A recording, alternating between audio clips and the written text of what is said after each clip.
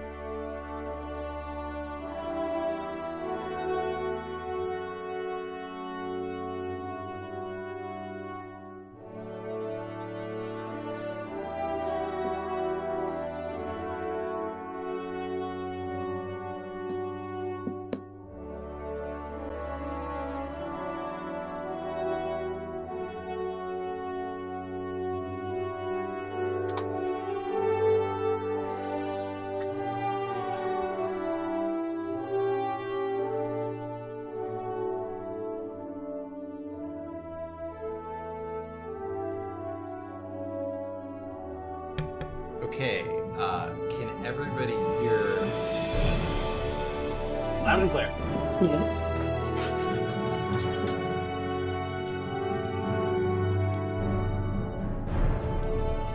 stop. Thank you. All right, we're going to do a quick sound check here. Everybody one at a time, starting with Arthur. Hello. You guys are really, I guess my volume's too far down. You can individually turn up people's volume on Discord. Is it that bad? No, I hear you. I don't think it's you. I think my volume was too far down. I turned up Arthur's volume a little bit, but Because I can hear you guys clearly. So All right. He sounds fine to me. Yeah, I just had to turn up my volume on my device here. It was all the way down from earlier.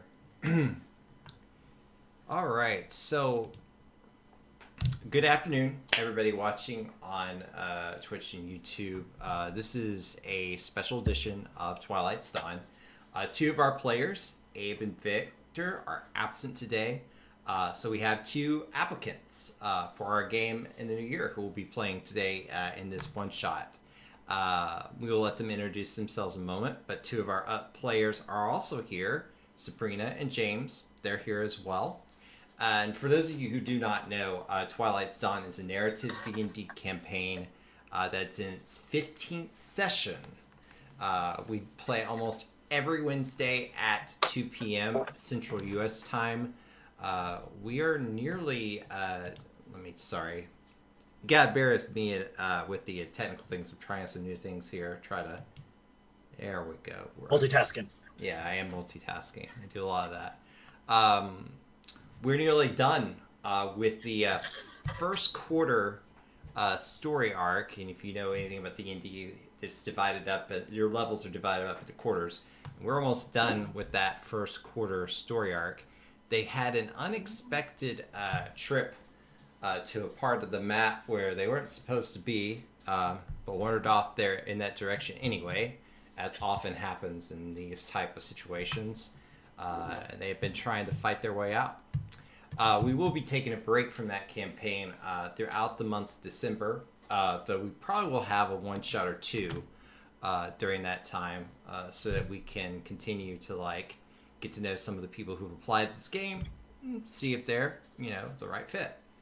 We're glad to share this. I'm glad to share this one shot with you guys and with the players.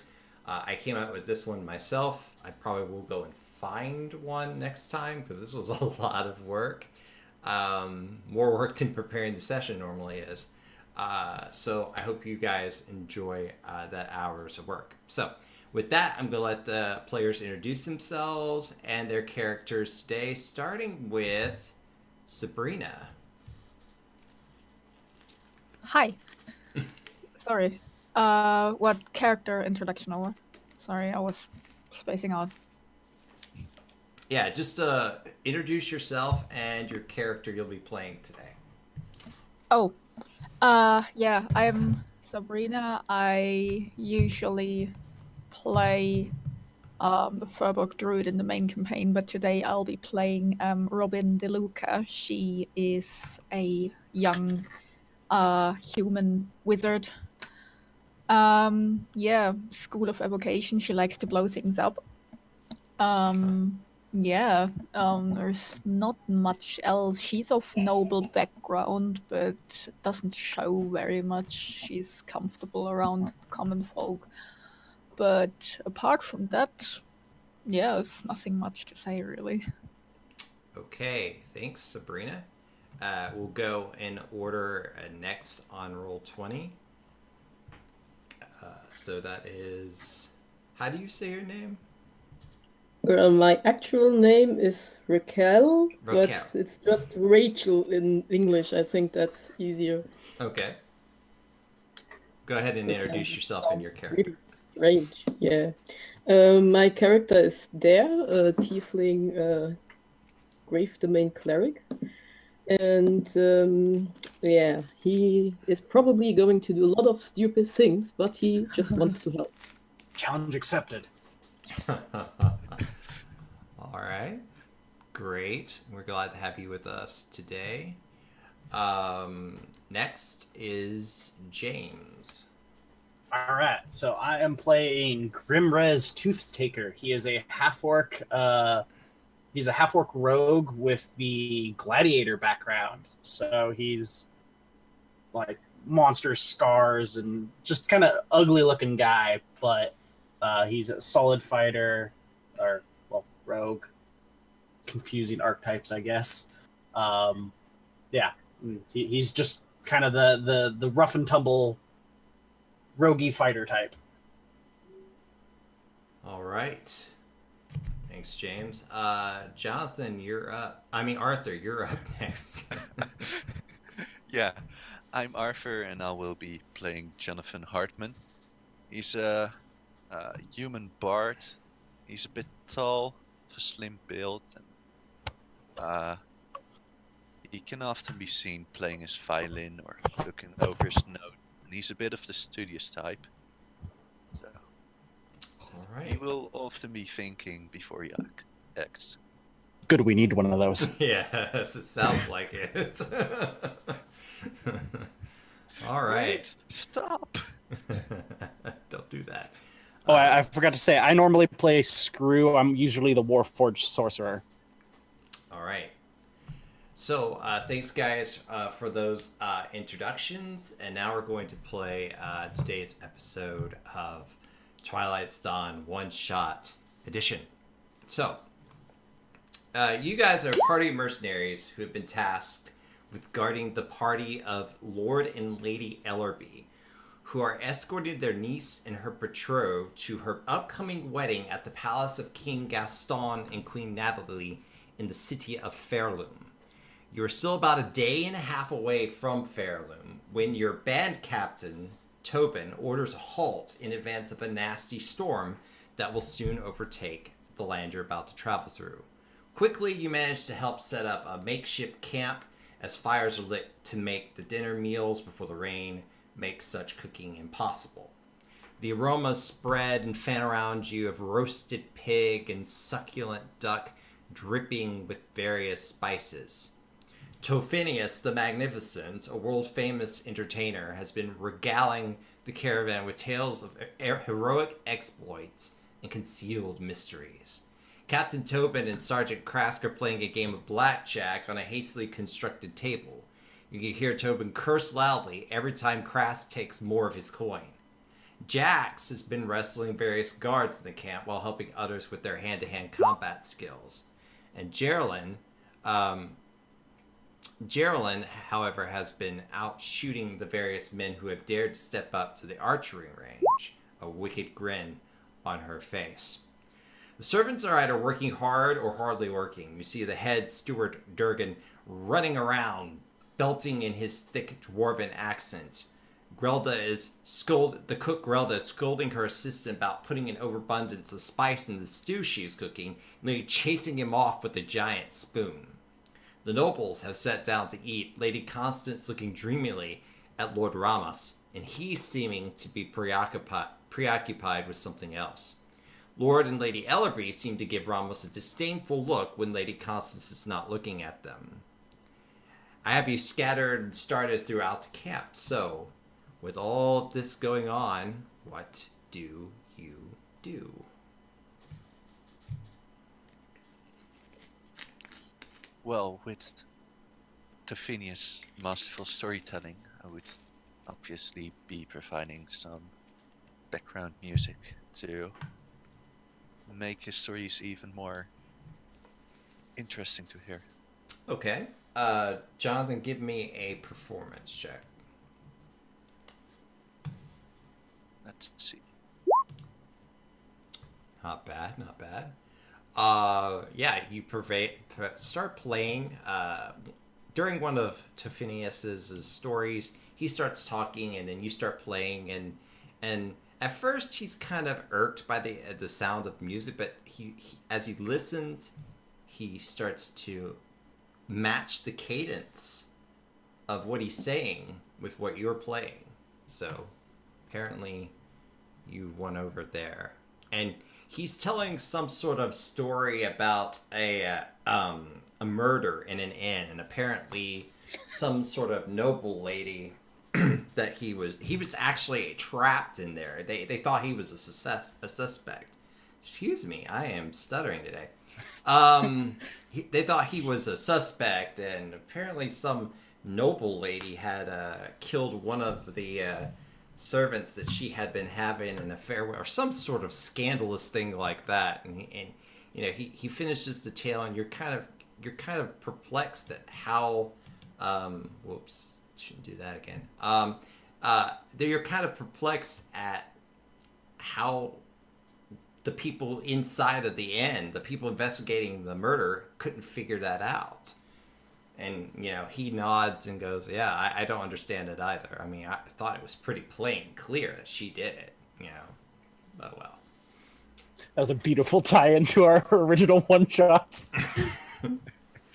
Yeah, for those of you who don't know, Tophinius is like a recurring NPC. He has appeared multiple times, not only in one-shots, and through some of the campaigns, too. So he tells this tale, and you're kind of like, okay. But he seems to be pretty indignant that they thought that he had offed the servant, you know.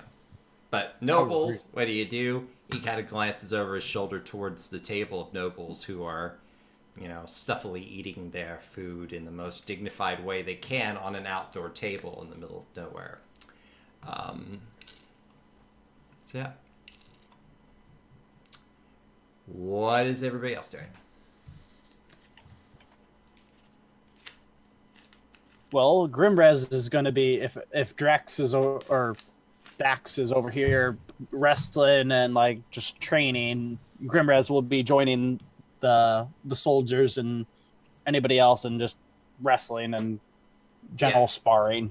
Dax is over there, and as you approach the ring, he has just finished off with one of the guards, and he's like, "You have to keep your fist up the whole time. If you don't keep your fist up the whole time, somebody is gonna punch you square in the jaw, and then they're gonna hit your temple, and then you're gonna be out, and then there's not gonna be any saving your life. I know I'm not gonna save your life.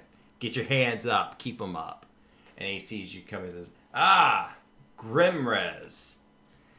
Perhaps you and I would like to give them a little demonstration of how it's done." Grimrez will crack knuckles and be gladly. All right.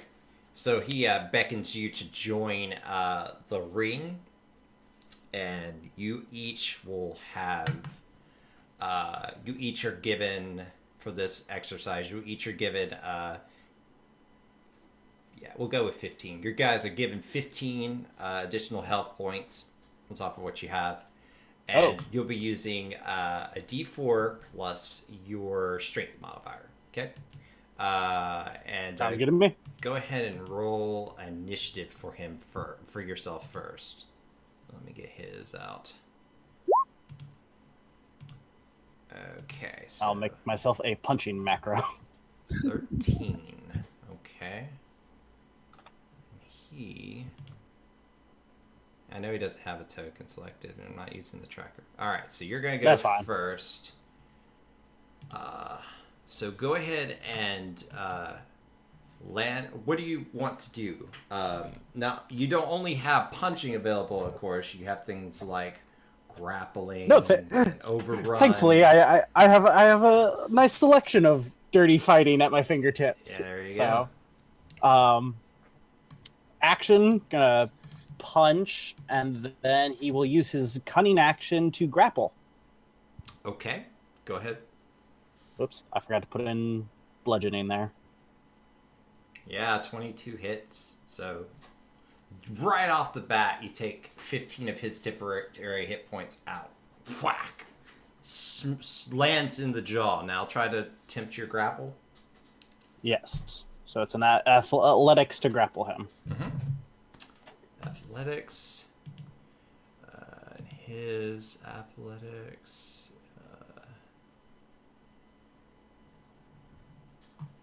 Well, I need to move this up so people can see. He should be able to athletics or acrobatics, I believe. I didn't move.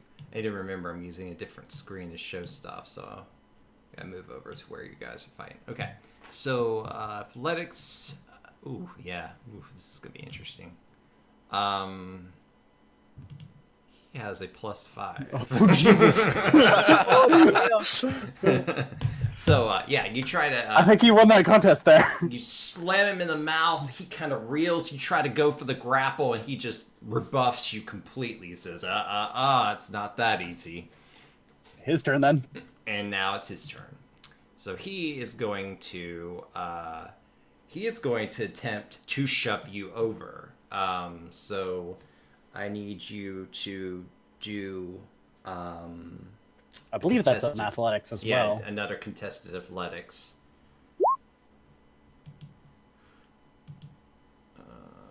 That's a better one. Much better one.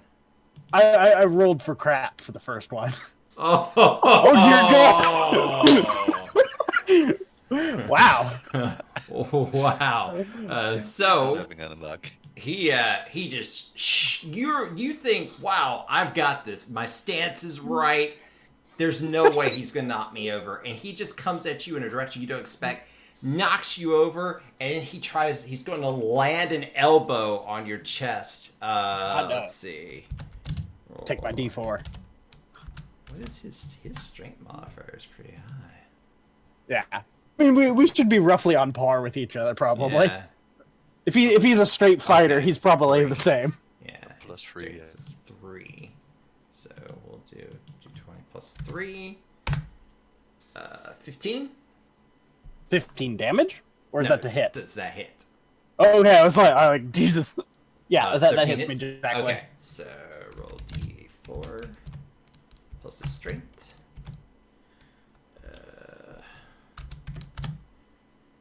And he will land 5 points of bludgeoning damage on you from your temporary hit points. Is wham! Elbows you in the chest.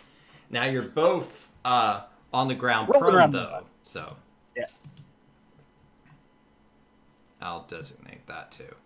So you're Yeah. both now on the ground prone. Is your I- turn. I'm grappled, so I have to spend my action to ungrapple. So Actually, he's gonna use half his movement to get back up, so he's not on Oh. the ground prone. he's not maintaining the grapple. He just tossed me on the ground. Yeah, he just shoved you on the ground, elbowed you, and used half his movement to get back up. Okay. Well, I will spend half my movement, stand up, and let's go ahead and we'll bonus action. We're gonna shove him on his ass and do the exact same thing he just did to me. All right. So, athletics to shove him. Oh, Uh, I like to think I just did the exact same trick on him. wow. Yeah, you learned quick. Let me move this. I'm gonna move this over to the OBS screen. Oh no! What has It's like- happened? I do to you what you do to me, and I do it better than you. Okay, never mind. Let's see Contest how he of the does. natural 20s. I don't think he's I gonna mean, if he nat 20s again, then No, not this time. This time you I- managed to shove him underneath using the same move, and he's like, "Whoa!" and like falls. to be over. fair, you had 2 nat 20s there. That was just impressive. It was very impressive. So- So he is now prone. And then I will punch him. And sneak attack. Aha. Oh yeah. Okay. So yeah, you hit him for. Wow. Okay. So Oh, so I only rolled a 13, so his armor might have protected him there. actually, yeah, it does. So you try to go in for the punch, even with the advantage on this. He rolls out of the way over to the side and says, not so fast. I like this. This is so much fun. And then he, I think that's your. Is Yeah, there anything that was else? my turn. Okay, he's gonna get up and go. All right. It's like, well, we've perfected the shove. So he actually backs up a few feet, and he. But does he disengage? Well, if he stands up, backs away, then I'd take the attack for opportunity. Yeah, you're right. But Never mind. Yeah, you're right. So he's done 5 to you. You've done. I think only 7 because my first punch landed. Yeah, because your first one did land, so you did 7, so 5 and 7. Okay, he is going to now attempt to grapple you. Alrighty.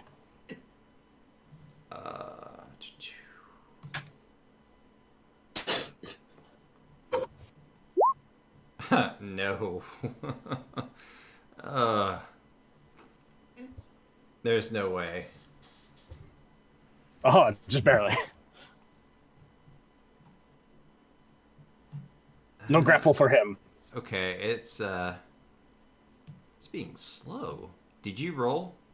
Oh, you rolled already. You rolled ahead of him. Okay. So yeah. Oh, yeah. He goes for your kind of like underneath your arm. He tries to grab underneath and you kind of wrestle a bit and then kind of break off. He says, "All right, fine." And he punches you in the face. We're both just applying the same tactics to each other. All right, then. Let's just fisticuffs it out. 21. Yeah, my AC ain't that good. Give me my Alright. damage. So, another d4 plus 3. Slow. Terrible damage. Again, Yeah. this time he hits you on the other side of the face. You take 4 points of bludgeoning damage. You're All taken right. 9, so that means you have 7 left. Yes, 6, 7, 6. I don't You know said math in my 15 head. on top of our normal HP. Yeah, we're only using the 15. I'm not gonna have you. Oh, hurt we're only yourself. using the 15. Yeah. My Mhm. bad. Mm-hmm. I will redo my math there. Yeah. So how many do you have left? He just did 9, so I have 6 left. Okay. I was like, I already have like 27 HP. This is gonna take a while. Yeah. We're not gonna do the whole. I'm not gonna have you hurt yourselves. doing Yeah. this. Okay. So that's his turn. You're up. I will return the favor and I'll just do 2 punches. Okay. We'll speed this up. All right. That misses. Punch. That hits. All right. So we did 7 before, so that's 15. All right. So the first punch misses. He blocks it. He goes, and then Smack. but while you're not looking, you kind of trip him from underneath. And when you trip him, when he goes down, you literally knee him in the face. And he goes, oh. I'm gonna claim whatever tooth I just knocked free. And the servants and the guards in the circle that are watching, they're like, ooh, yeah, hooping and hollering, and Dax goes, looks like you won this time. Grimrez will help him back to his feet, give him a pat on the back. See, that's how you do it. That's how you bring an opponent down. Learn that. Learn it well. And we'll just back off. All right. I'm gonna just hang out watching the next people. All right. Robin and Dare, what are you guys doing? Well, Robin is, I suppose you placed me where I am. I'm just gonna work. Yeah, with her. wherever you need to go. Well, I was wondering how the other nobles were reacting to me. If they are just like ignoring me since I'm basically a hired hand, or if they actually acknowledged me, because I would be wearing some sort of identification, like my signet ring. Are you a higher or lower noble? Well, I would probably be either a lower noble or somewhere in the middle, I Okay. suppose. If they are like really high nobles, then they'd probably ignore me. Well, you would know this. Lord and Lady Ellerby are the aunts and uncles of Lady Constance. Lady Constance is the daughter of King Gaston. Oh, Yes. okay. Okay, so she's So- basically a princess. They have acknowledged your presence. They haven't been snooty like they would to some of the hired help and servants, Okay. but they do kind of look down on you a bit for choosing this line of work. Yeah, I thought so. They've made Okay. comments like, I know your parents. What do they think of this? Things like that. Okay, I get it. Well, yeah. Now, Robin is probably actually hanging out with the servants and exchanging stories with them, I suppose. And I'm thinking. I don't think there's anything specific she would be doing. You said Durgan was like the head steward, right? Yeah, he's the one over here with Grelda overseeing Yeah. the cooking. He goes back and forth between places. If a servant's just kind of idling, he kind of smacks them over the head and says, "Get them moving!" Yeah, I probably jokingly say like, don't be too hard of them, too hard to them. But yeah, no, she's just making conversation, really. All right. So do you want to know like the gossip about the nobles that you guys are guarding or something like that? Sure. All right. So you go ahead and roll a persuasion check. Oh god, here we go. Doesn't have to be really high because you're being nice to the servants. That's a big deal. Okay. So yeah, so you talk to them a bit, and you hear things.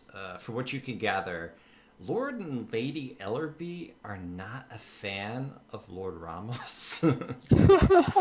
They, Lord Ramos is a minor lord.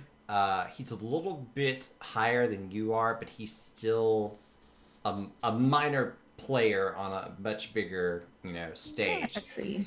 And they think he's uncouth and a bit of a almost kind of a scandalous knave, to an extent.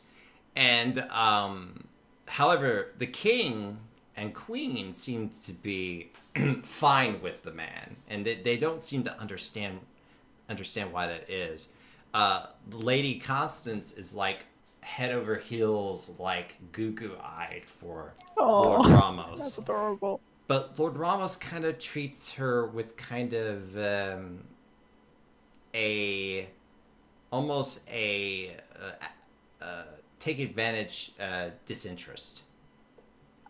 So basically, oh yeah, I need to marry her, but hey, I'm gonna be king. Yeah. You get this sense that Lord Ramos has more ambitions than love for the Okay. conversation with the Okay, servants. Yeah. okay. And can I ask them if they know anything about the guardsmen that are traveling with us, especially like the captain and the sergeant, the higher up, so to speak? They don't know much about. You would probably know more about the captain. and the sergeant. So we are part of. Okay. Yeah, you're sorry, part of their not- band. They do tell you that the scouts that you guys hired, who are, by the way, I did not mention them in the monologue. Those are Isolde and Eland. They appear to be elven brother and sisters who kind of like hire their services to guide caravans to this dangerous part of the territory. That they have been kind of on a little bit of alert ever since you guys descended out of the mountains. But they seem to like the guards. The guards treat them well enough. They realize their lot in life with the nobles is just the way it is, and they try to do the best they can. But yeah, they don't have any bad feelings. They're very thankful the guards are with them. Otherwise, the caravan could be pretty much vulnerable to attack. Okay. Well, actually, I'm gonna pull out my dragon chess set, and I'm gonna see if I can find someone to play a game of chess with. Okay. We'll see if that Yeah, happens. yeah. Just Di- to pass some time. Dare, what do you? I'd like to know what fancy people talk about when they're eating. Let's see. You would have. Let's see. I replace your Okay. sleight of hand with sleight of ear. Go ahead and give a perception check. Sorry, I'm having some trouble here. Okay.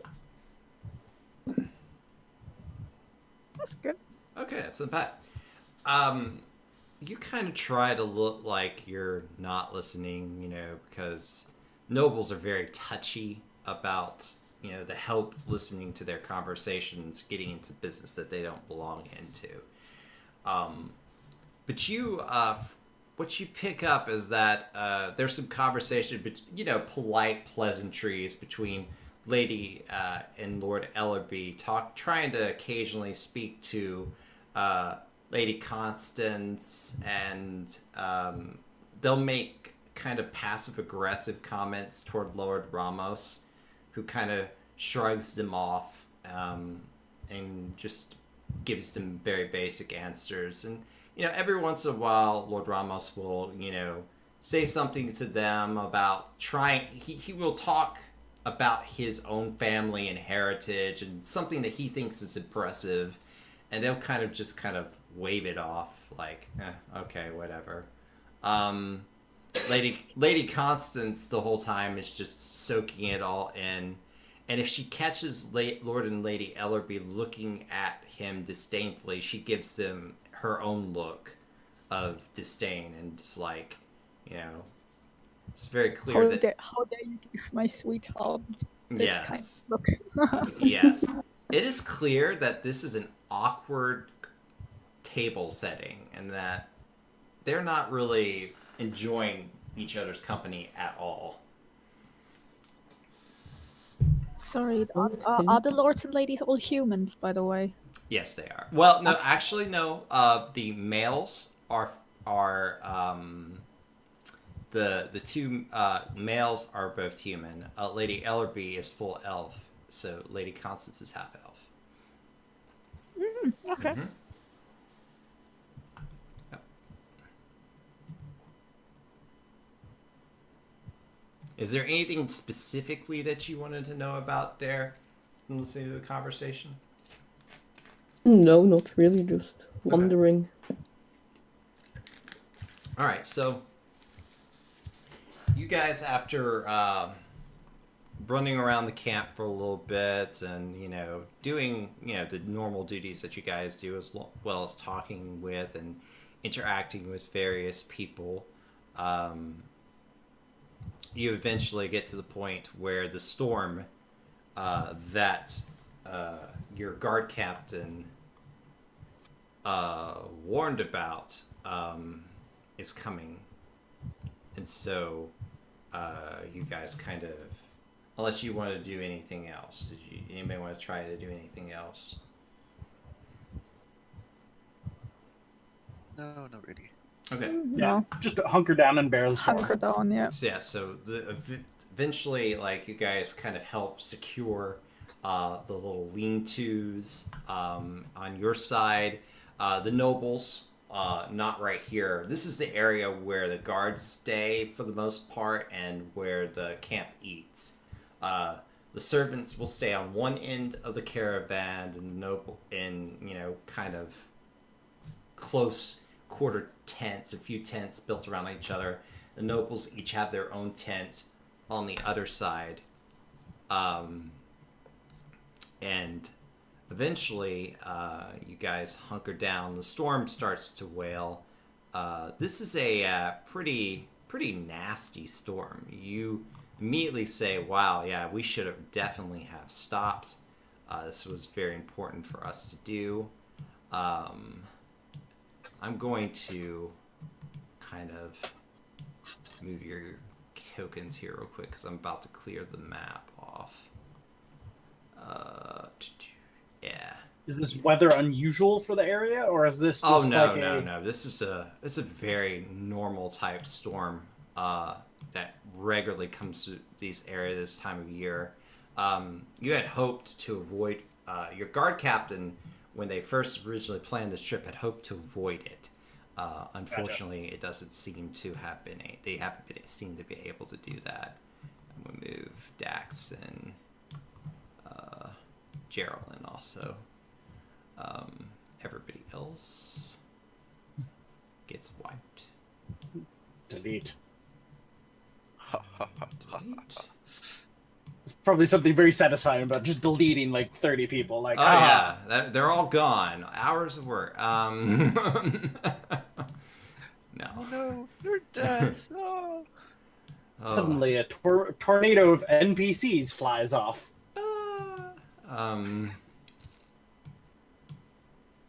Yeah, those are okay.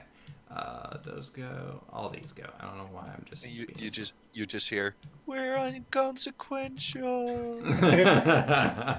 Okay, so now that they're all gone, I want you guys to choose what lean-tos you want to sleep in for this evening. Any of the ones that are currently. Oh no, I got rid of the I made the fire object so it would like shine light, and now there is no fire. So we deleted it. Yeah, so there is a fire here and here. It's just no longer present. So yeah, so you guys choose what tents you want to sleep in. Dax will go sleep up here. Yeah, thank you. Geraldine is gonna go sleep down here. I need to go ahead and get her stuff out. We're artists. We were also drawn with the exact same color. Mm. Love it. All right. Move her stuff over here. So, start some music here.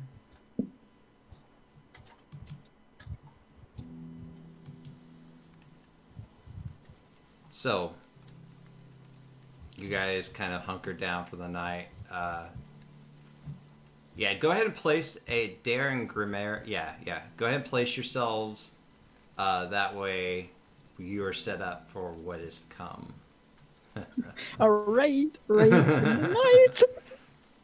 All right. James, do you know where you want to? I assume we're just like chilling in a net or tent, so I'll pick this tent right yeah, here. pick whichever one. All right, so Dax is gonna get closer since you all chose to go away. I realized Drax was over there, and I was like, maybe I should come up there too. Just All right, so you guys buckle down for the night. The storm gets really loud, and by the way, during our storm here,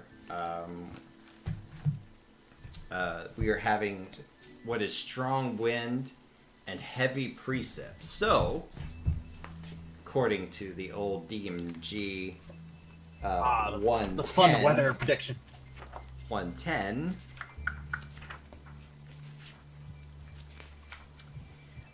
During strong wind, you are imposed a disadvantage on all ranged weapon attacks and perception checks that rely on hearing. Strong wind also extinguishes open flames, like the flames we just laboriously just made to draw.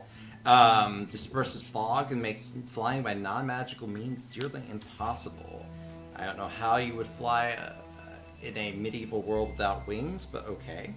A flying creature in strong wind must land at the end of its turn or fall. Heavy precept, everything in the area of heavy rain is lightly obscured. Creatures in the area have disadvantage on wisdom perception checks that rely on sight. Heavy rain. He's blind. Heavy rain also extinguishes open flames and imposes disadvantage on checks that rely on hearing. So, your perception checks are all basically at disadvantage right now, as this storm and all ranged attacks that aren't magical based. I was about to say. Yeah, anything that's not magic based, like an arrow, has disadvantage. Okay.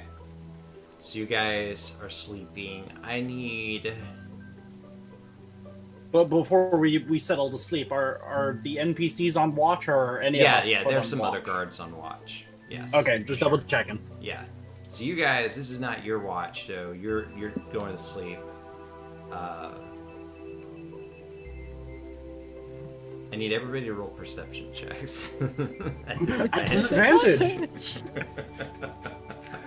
Oh, look, -1 to perception. Let's go. Oh, shit. A 4. 13. 17's not bad. 4. You're like a very light sleeper. 16. You wasted your nat 20 on disadvantage, Sam. I didn't intend to. Alright. Let me see what happens here. A problem with my character sheet because I can't open it. You can't open it? Try refreshing roll 20. Okay. Yeah, try that, and sometimes it takes a minute. Depends on the roll 20 and what it's doing.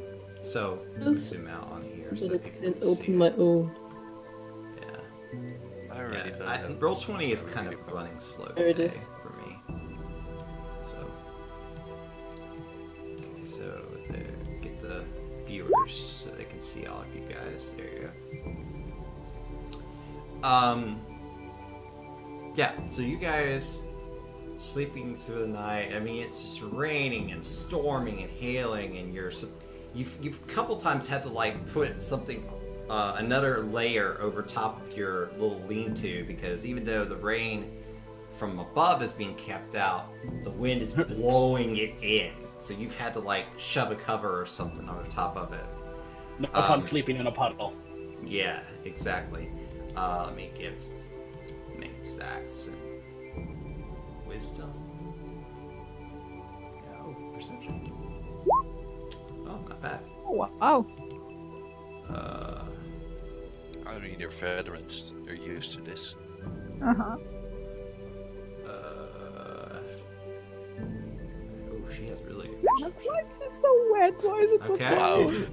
He's just sat through a hurricane looking all mer. Eventually, the best perception though was rolled. Well, 17. So, Grimrez, you awake to the sounds of shouting. And then you hear a sound as Dax breaks out of his lean-to next to you, and he starts running first to you because he doesn't know you're awake, and he kind of pulls open the flap and it says, "Something's going on. We gotta get everyone up." And I will roll out and go kick awake the next person. Geraldine has also heard. You see her across the camp run over to Jonathan's tent to wake him up. So eventually, each one of you is woken up, and just as you guys kind of get out of your tent, let me see here. Who's the first? Just like very sleepily grab my bag and my cloak and what's happening? Okay. Over near where the archery area is, you notice there are. Actually, you probably don't, because you guys can't use torches. I see Jack. You can't see anything. All right. So eventually, you see some the ones with dark vision. You notice. Me and the tiefling. Yeah, the tiefling. Well, you have a dark vision too, as an orc, half orc. Yeah, I said me and the tiefling. Yeah, you and Dare noticed that coming around one of the wagons, on each side of the wagon, there are two figures. Four figures. Kind of creeping around. Mm.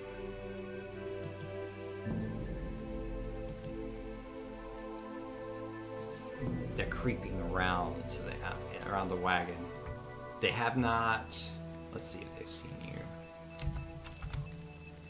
It's really storming. They're just kind of checking out the They have stuff. disadvantage too. It sucks to be them. That's true. By the way, now that we're awake, do we hear the shouting as well? Yes, you guys do hear the shouting on toward Can it each side of the camp. Can it be instinctively be the first thing I'm doing is casting mage armor on myself? Can I do that? Yeah, sure. No problem. Whee! So you cast mage armor on yourself. Okay. So 9? Guaranteeing that group isn't hearing you. You just hear in the distance, "Oh, my back!" you just hear the Wilhelm scream off in the distance. Oh god. That one's a 4, so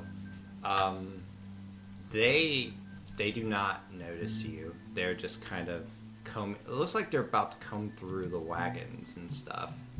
Well, I mean, the screams came from that direction, and they obviously don't look like our normal soldier people that we're traveling with. Right. They do not you guys got high enough perception that you would recognize these guys are not. So what I do need you to do, since they don't notice you, the ones who can see them will get a surprise round on them. Ha ha. So I need everybody to roll initiative, with the surprise round going to Grimez and Dare. Oh, holy. There you go. Wow. Go, wizard, go. Are you using loaded dice? Because this is. He gave me loaded dice. Sorry, I couldn't resist the Bro Deldorado reference. No, that's not right. It's supposed to be Dax who had that. I'm just rolling so well with these NPCs. I swear. Well, he's a veteran. He's got to roll good. He better roll good. Alright, so that's 18 for him. I gotta roll for her.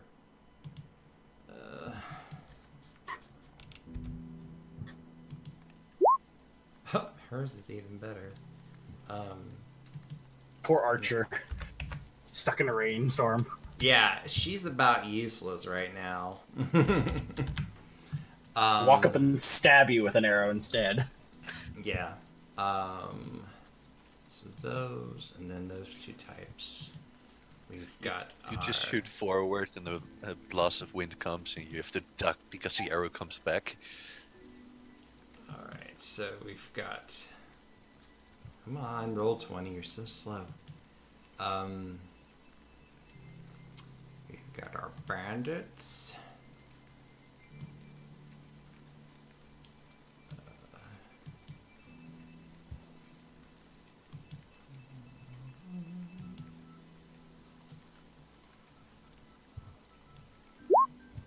Ooh.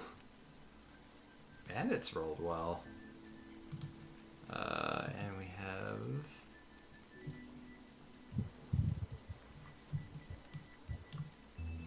At least the bandits react fast to us suddenly stabbing them. Right. Then we have... our...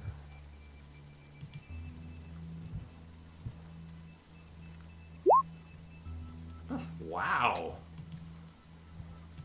I'm impressed. What is that? I'm impressed. This is probably the best initiative I have ever rolled in my life. Alright, so... first... No, I think your bard for Abe's game did better. Oh. I'm still missing on the turn order. Oh, you gotta select your token, and on your character sheet, there's a place where it says initiative. Hit that once you have selected your token.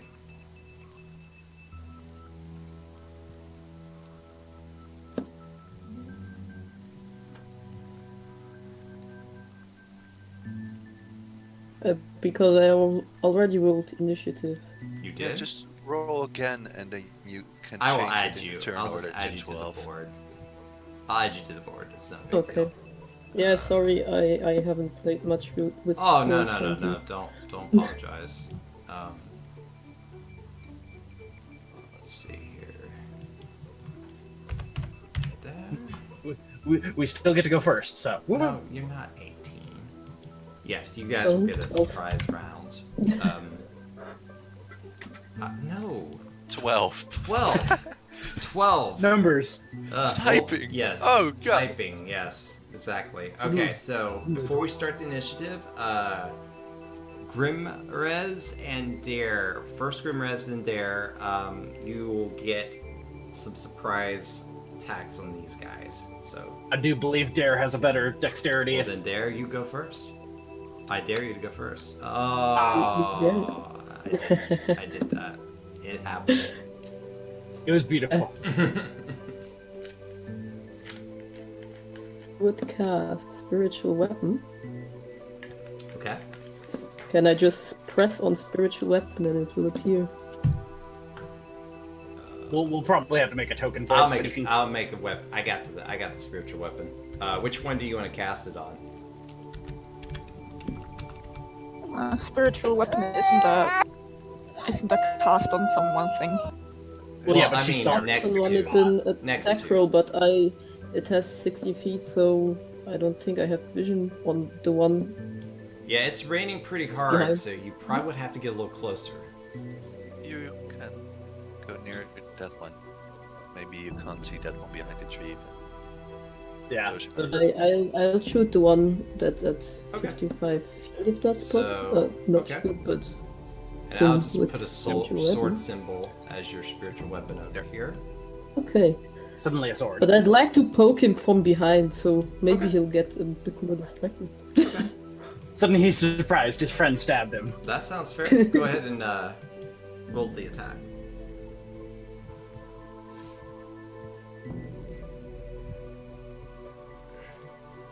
There you go.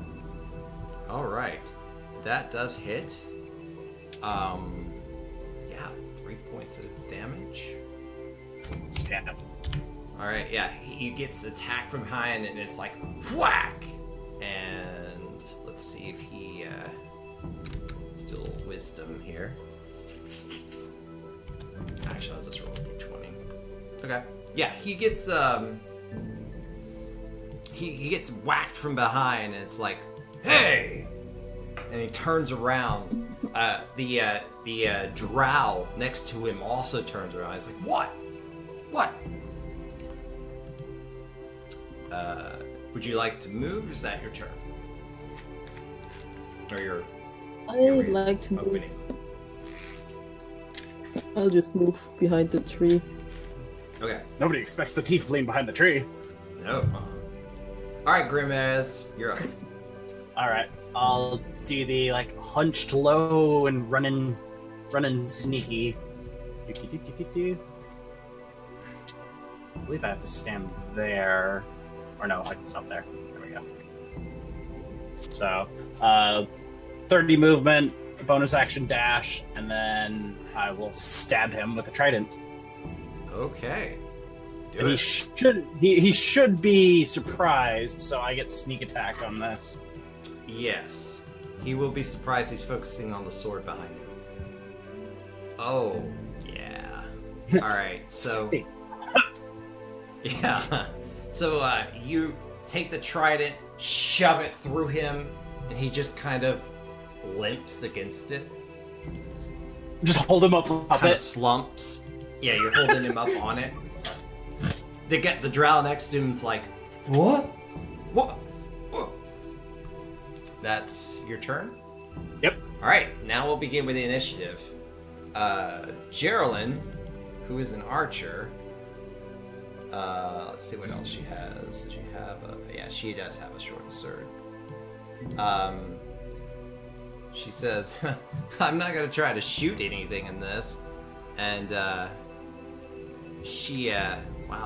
does she doesn't have any lanterns. But she's gonna go run into the tent and grab one. So, she now has, 20 feet of sight around her. Didn't you say Geraldine was a half elf? Oh, yeah, she is an elf. That's right. Never mind. She could see, so she's gonna run over here quickly, and she's gonna attack this guy with her short sword. You're right. Forgot about the elf. With her short sword, since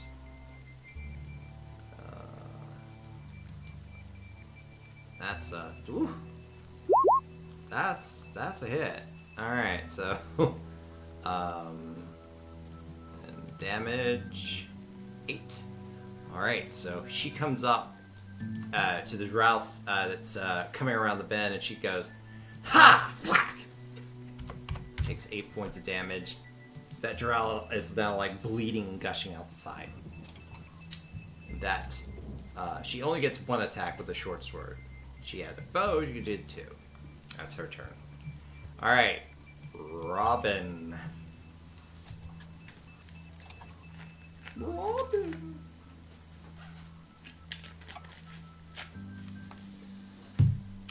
Right.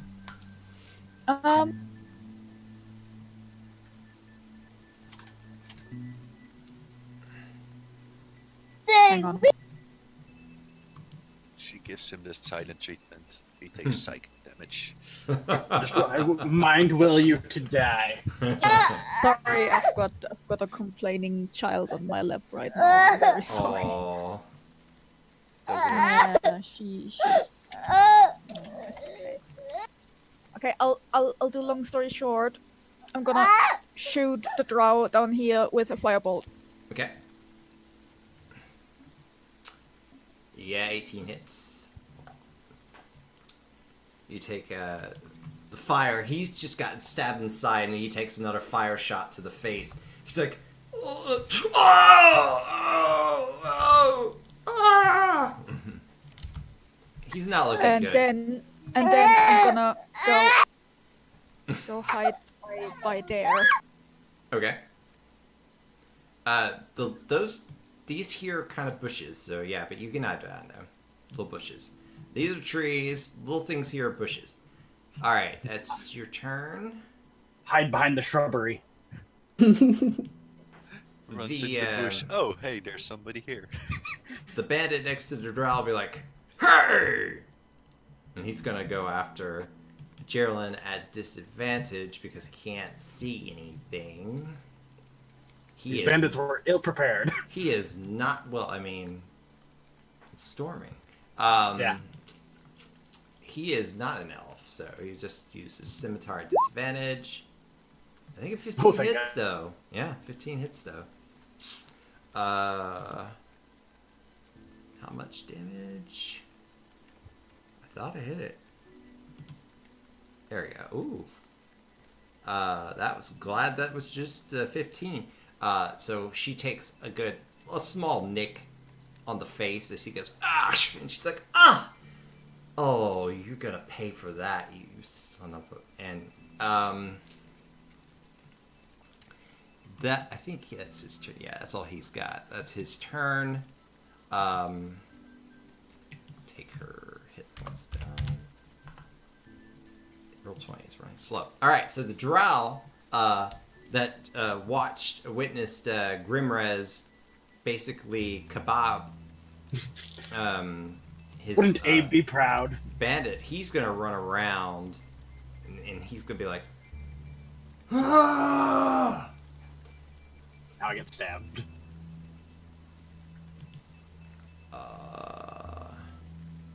Drow.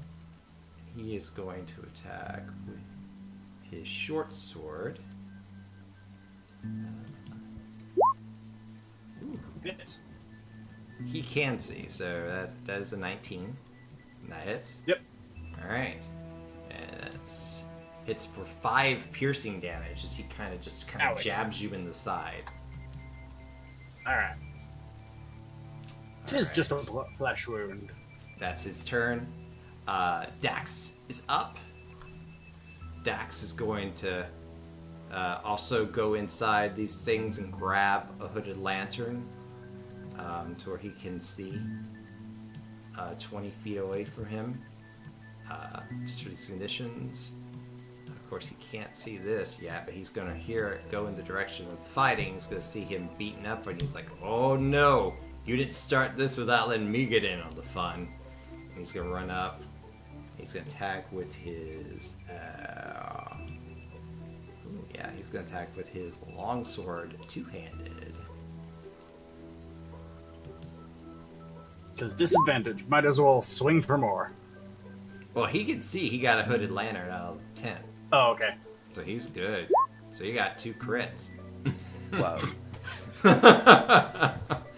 That's Starting off strong. 11. A slight overkill here. Oh yeah, slight overkill. He comes around the bend and he's like, "Oh, you didn't start without me," and he just chops this Slice. this drow up, and he just kind of all his pieces kind of drop to the ground next to you as you're holding the bandit up on your Triton. It's like, that was satisfying. Indeed. And with that, I think he moved 15, so he's gonna go head the other direction, down where they're fighting Geraldine. It's like, hold on, Geraldine! Runs that direction. Alright, Dare, you're up. can I see that Dex is moving down there? Because from Yes. where I am, Yes. I have no idea that there are more guys. Okay. Yeah. So I'll follow him. Okay. Then, yeah.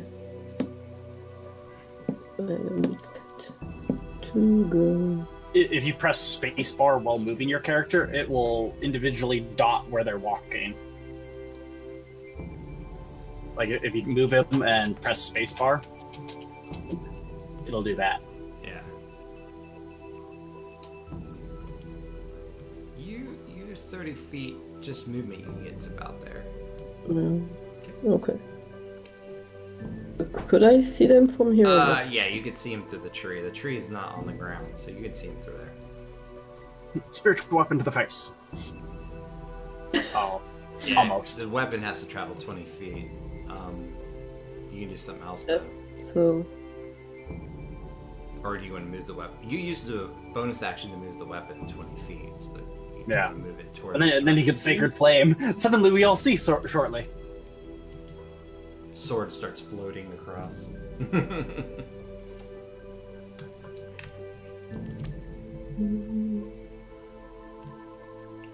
From what you could tell, this drow is pretty bad off.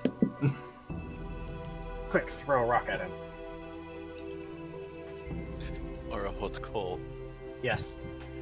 Ooh, that'd be a fun thing to put in a I sling. just don't. It could work.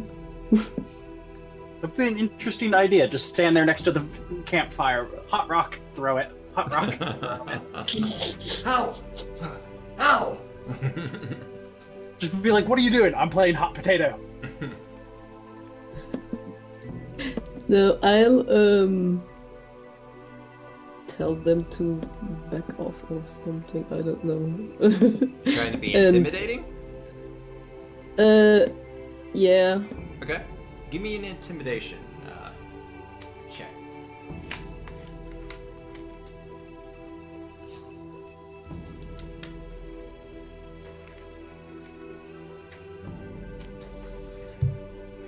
Alright. It's not bad.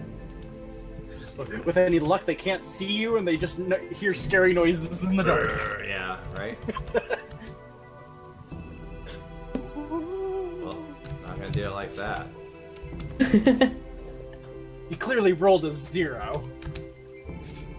Okay, 4.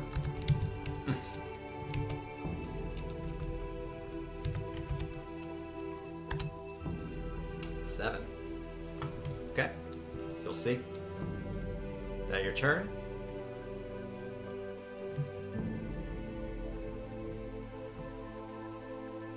I guess so. Jonathan, you're up. Yeah, I turn on my lamp and run towards the place where I saw Geraldine Okay. run to. And when I get near, I'll just say, "Oh God, I wish I didn't turn the light on," Just turn it off. and cast vicious mockery on the drow. Okay, alright. DC. That was a beautiful insult. Just, oh god, I wish I didn't turn my light on. Lovely. Let's see. Doesn't have anything special. You've insulted his Oh. face. Yes. He took 1 point of psychic damage, and his already mangled body just becomes that much more grotesque as he goes. Like gives you a look like I can't help myself right now. I'm bleeding out, and I have my face is burned. I mean, are you kidding? That would be just Be so much more nicer. satisfying if he died from that. He's not If dead he yet. died from that, that would Have been beautiful. funny. Yes, Yeah, absolutely. that would have been play of the game right there. Just death by, oh god, it's ugly. All right, and that's your turn. Yes, it is. All right, Grimrez, you're up. I'll shake my kebab bandit off my trident and I'll advance around the wagon, see what else is up over here. So that's 20 feet of my movement. Anything else over here being naughty? Give me a perception check with disadvantage. Alrighty. Actually, I'll go my full 30 just to make it easy. There we go. Perception check. Nope. I see Jack. I found a wagon, guys. I mean, no. I mean, It's wet out here. these were just like some stragglers for sure. Alrighty. Um, Was that my action to do that? yes. Alright, then I'm done. All right. So yeah, you go around, look out in the field where the archery and the Yep. dummies are at. You don't see anything. Looks like a field full of rain. It really does. It is really nasty and muddy. And Geraldine will now use her short sword. I think 16 does hit. It does. And she will take a jab at the bandit for 7 piercing damage. She takes her short sword, kind of cuts him across the throat, and he starts bleeding profusely. She says, "That's for my face." And that's her turn. Robin.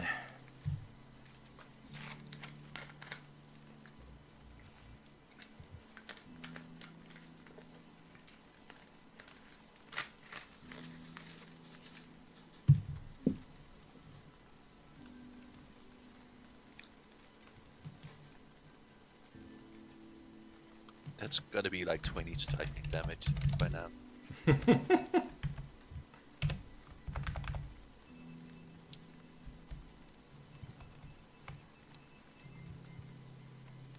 All right. A 13. You trying to hit the drow or the bandit? Sorry, I was muted. Yeah, the drow. All right. The 13 misses. So Yeah, I the thought firebolt kind of flies past, almost hitting the wagon, but flies between the drow and the wagon off into the rainy night towards the archery field. Yeah, I'm just gonna hear. I don't know, like, wait, Stay there. how much movement Okay. was that? 25. Yeah, I'm gonna stay. I'm gonna stay and hide behind there, like this. Protect me. All right. The bandit now is going to attack Geraldine. Because he can. He doesn't like the fact that she slashed his throat, so in desperation, at disadvantage, he's going to still hit her. Dang. 4. She has not had any. Well, at least the damage has been like minimal. Like that's 2 hits on her, even with disadvantage, and still he slashes the other cheek, and she's like, "You are ruining my face." She's getting really pissed now. And that is his turn. The drow is going to he's going to try to just run. He's a wreck, but he can only move so far, so he's gonna like crawl to about 15 feet. Geraldine's too busy focusing on the bandit at the moment to notice him try to like squeam away, so that's his turn. Dax is going to come running this way, seeing that the bandit is beating up on Geraldine. He is going to take his attack. His last attack was particularly nasty. And this one's no different. Both hit. Oof. Ouch. Oof. Again, overkill. As he just kind of just slashes and chops up the last bandit. And he's like... "Ooh." He's like... Good. I think that's it. And then he's looking around and says... Oh... And then he points in the direction where the archery Nestar, and you notice when he points, at least, there are 4 other figures approaching from around the archery nest.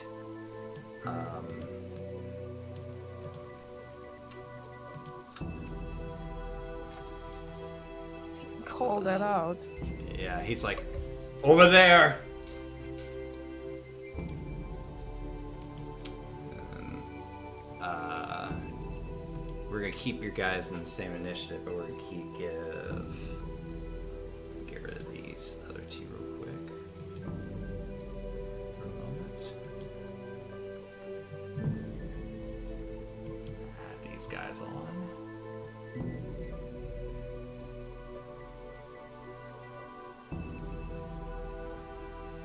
Did I get the right? Yeah, I got the right one. So, start with this one.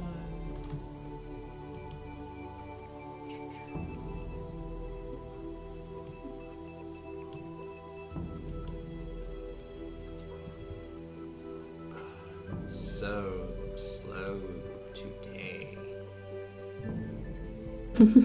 It is. It's just really slow. Okay.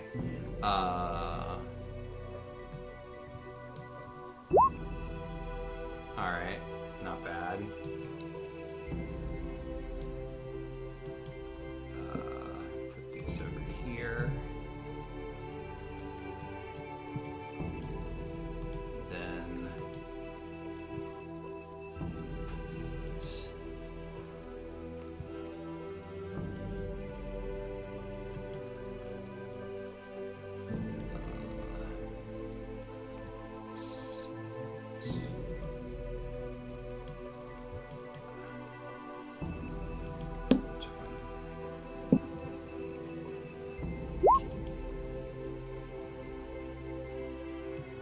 Put that over here. Select the tokens, put it in manually. It's lagging so bad. 9.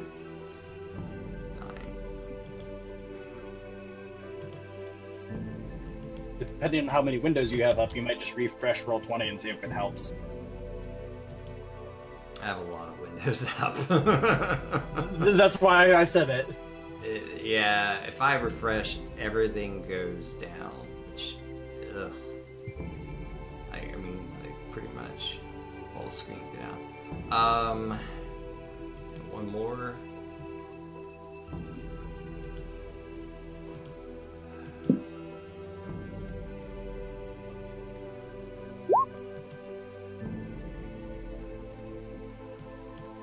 Alright. So, reshuffle them into initiative. Start from the top. Okay, so back at the top with Geraldine. Geraldine looks over to where Dax is going and she says, "This would be easy if I could just shoot something." She's gonna go for it anyway. She pulls out her bow. She's gonna do it at disadvantage. And she can 2 shoot arrows from at that twice, disadvantage. so she tries to shoot the one nearest. It looks the most intimidating. Is that our insulted drow running away? 14, yeah, that's the drow slinking away. He's like crawling. He's kind Isn't of. he prone then? He's technically prone. He's like on his knees. 14. And that would compensate for the disadvantage, wouldn't it? Yeah, 14 hits. Wow. Okay. And then another longbow shot. 9 does not. So, her first arrow, despite the storm and the rain, actually managed to hit. You hear, "Arr! Over there! Over there!" And the figures look that direction and start headed your direction. These appear to have the 2 figures up here appear to be holding some sort of fire in their hands as they move. Oh, that's not good. Yeah, that's not good at all. That's her turn. We'll Robin, you're up. Okay. Right, so I move up, and I look, and I see, and I go, everyone cover your ears! Uh-oh. And boom. And about here. These three. Ooh, shatter. DC. I'm gonna blow up some of the targets, I'm sorry. Drellin's just like, not my archery targets. Sorry. Wow. Okay, no, that's really good actually. Con saves. If nothing else, the burst of thunder probably makes sense under this like crazy No. storm.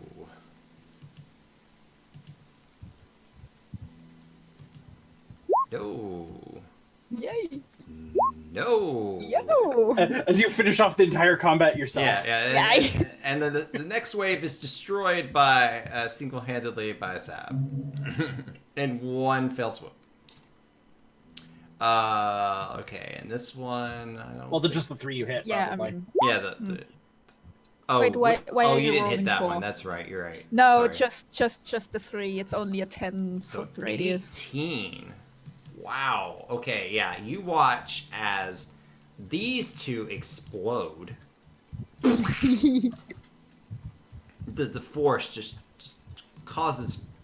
It's disgusting. If it wasn't raining and storming, it would be just gross. Quickly wash away all the goo. Yeah, exactly.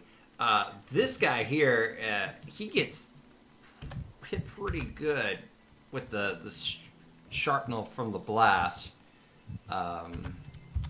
He's not looking too good all of a sudden. He kind of he gets hit and he kind of brings himself around. He's kind of like half limping now.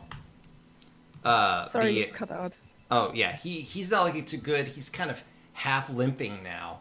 The scout over here on the other side is like And you just hear Robin in the background go woo, and then she hides behind Sherilyn. All right.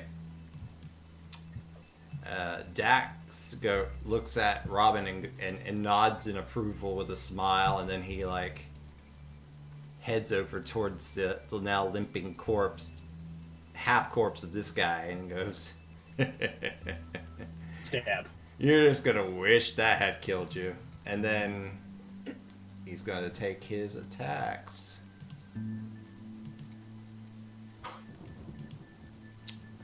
One. You sure this Ooh. party isn't evil? Ooh. Oof. With lethal efficiency, there goes the fighter. Man. Alright, yeah, he just cuts that guy to ribbons.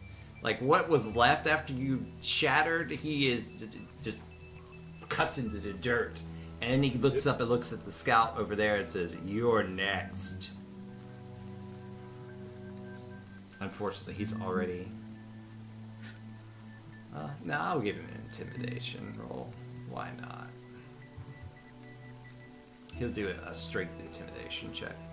Now it's more of a matter as the scout can the Eh. scout see Drax. The scout's elven, so yeah. Oh, okay. Yeah, so Dax kind of gives her an intimidating look. Well, those aren't in the order, so they're dead. Dare, you're up.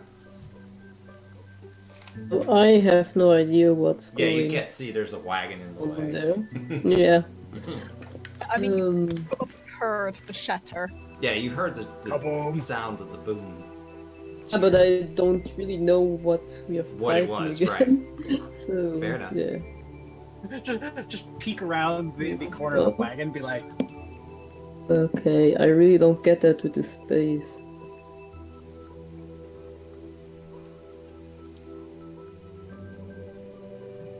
And move up here.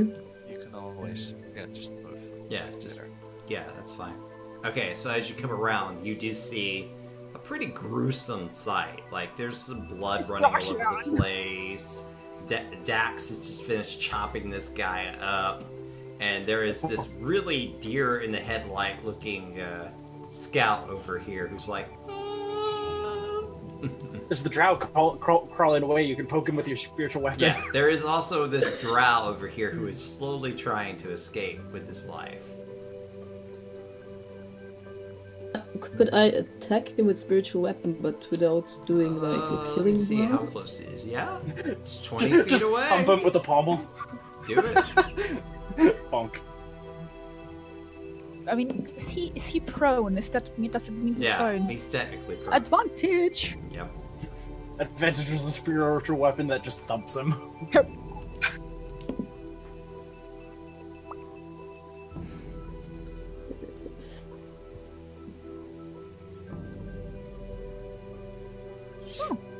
You might have successfully knocked him unconscious. I think that just hits. Make sure. Yep. That hits. Aw. And with that, just your spiritual weapon kind of stabs the poor crawling drow in the back, and he goes. It's like the cutest unconscious sounds ever. He dies like flipping us off, and then Jonathan, To kill him, I just want to knock him unconscious though. you just want to knock him unconscious? Yeah, that's what Okay. she said. She wanted Alright, to do alright, yeah. damage. So he kind of just drops. He doesn't Without have a the lot of dying hit sounds. points, but yeah. Let's see. Make him orange. just give him that little yellow haze that you Yeah, always no, do. Orange. He's prone and unconscious. Make sure we flip him over so he doesn't drown in the mud. The most hilarious way to lose a prisoner. Just like, where's our prisoner? Oh, he drowned. He drowned in the mud. Jonathan, you're up. Okay, I'll run towards here. Can I actually see the one here? Yes. I mean, my. Well, Okay. your vision. I don't have dark vision, but No, I'm your torch or lantern or whatever. Probably not. Yeah, you do see this mess. Just tiptoeing through the goo. You. Yeah, I just run towards there and just say, seems like that's everything, and just stop walking. That's everything. All right. Dax goes, yeah, almost. Grimrez, you're up. Alright. I will go ahead and take my move, and then I will dash to get behind her. Okay. And then stab in the butt. Okay. Stab him. Yeah. This one doesn't. This one doesn't have sneak attack Right. because I'm not a swashbuckler anymore. That does hit though. Whew, okay. Stabbing, and you could see. Oh look, there's more. And she kind of like turns around and she's trying to get away, and it's her turn, and she just kind of drops and puts her hands on her head. Surrendering, good choice. Darn, if I wasn't chaotic neutral. Yeah, she just kind of drops on the ground, and let me find the white flag here. There it is. Surrenders. Just kind of just drops. Grim will just kick her weapon away, whatever weapon she had, just kick it out of her hand. So as the battle ends, you guys kind of look around, and there's screaming and yelling, and then you eventually your sergeant runs up and says, "We've got battles in 2 different places around the camp. The nobles and the servants are both being accosted. You can only get to one. We'll take the other. Which one do you want to defend?" Servants. Okay. I'm not close enough to hear this conversation. Well, I mean, you will be. You are Oh. now. I mean, you've, like I said, you got this surrendered one here, and the other one's unconscious, and Hey, look, I have a net. Just tie him up in a yeah. net. So, so he tells you guys you could do one or the other. Which one do you want to do? Well, Robin wants to go save the servants. Robin wants to go save the servants. Grimrez withholds his vote. Meh. Meh. I mean, we're Dax being goes, paid. the nobles are paying us. That decides Grimm's vote. I like getting money. I mean, Geraldine's it like, could be- how could we do that? How could we just leave the servants? You know, we Well, can the- find other nobles, but I mean, they don't deserve this. They're undefended. Somebody could go help the nobles. Nobody cares about the servants. Go ahead. Sorry, Jonathan. Well, the sergeant said he was gonna help the other group, right? Well, I mean, they'll try to rescue whichever group you don't. Yeah. I mean, we're not outright abandoning them. We're just dividing our focus. Go ahead, Jonathan. Yeah, I just say, well, I wouldn't want to abandon the servants, but we're being paid by the nobles, so we can't just leave them. I mean, you've got to honor an agreement, don't you? Greedy people. We're technically mercenaries, so yeah. So, Best I'm for here your for the reputation money. if your employer dies. It's hard to get paid if they're dead. Tobin looks at you, Darren, and says, "You're the last one. What do you think?" I vote for the money. I didn't know if my microphone All you greedy people. Okay, I guess we're gonna go save the Alright. nobles. So as Tobin nods, and he grabs Krask and a few other guards, and they head in the direction of the servants. You guys run after the nobles, and so there is a battle. You guys kind of fight off the people who were coming after the nobles and stuff. A similar situation to what you just encountered. The storm helps a little bit because these don't seem to have become as prepared as normal. Eventually, you take down the threats to the nobles. Once the nobles are secure, you guys meet back at the camp, where you find that Tobin is there, and there are a bunch of injured guards, but you don't see Sergeant Krask. Oh. Tobin, it's like, we tried. There were too many of them. Oh, they took Krask and the head servants and a few of the other servants. They took them into the woods. Which way did That's- they go? Yes. He Where? points in that general direction. That way, but we can't go after them in this storm. We're gonna have to wait till... And I don't even know if the nobles want to go after them. Sorry, you cut off. And he's like, I'm not even sure the nobles will want to go after them. But we can't just abandon them. If you guys take care of the nobles, we could go after them. Let's bring them over. And so Tobin goes and he grabs the nobles and they bring them over, and he kind of explains the situation.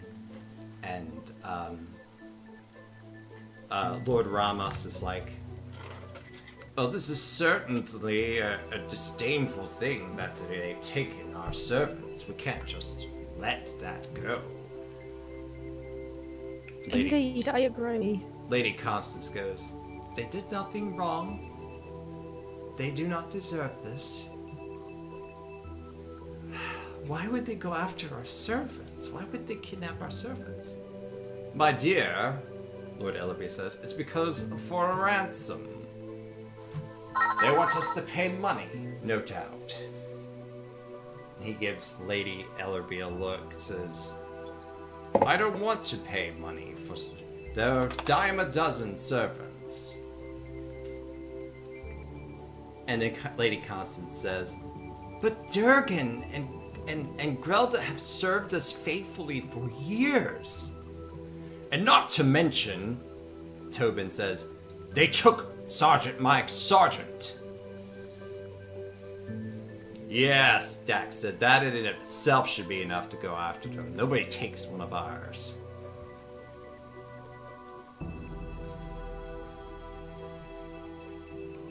It's like, "Lord Ellery, fine. We need to get to safety. We need to get to Farloom, but we can't. But we can't do it now. We'll have to do it in the morning. We can't get very far." "Fine. Tobin, you and a few of your capable guards stay here and take care of the camp.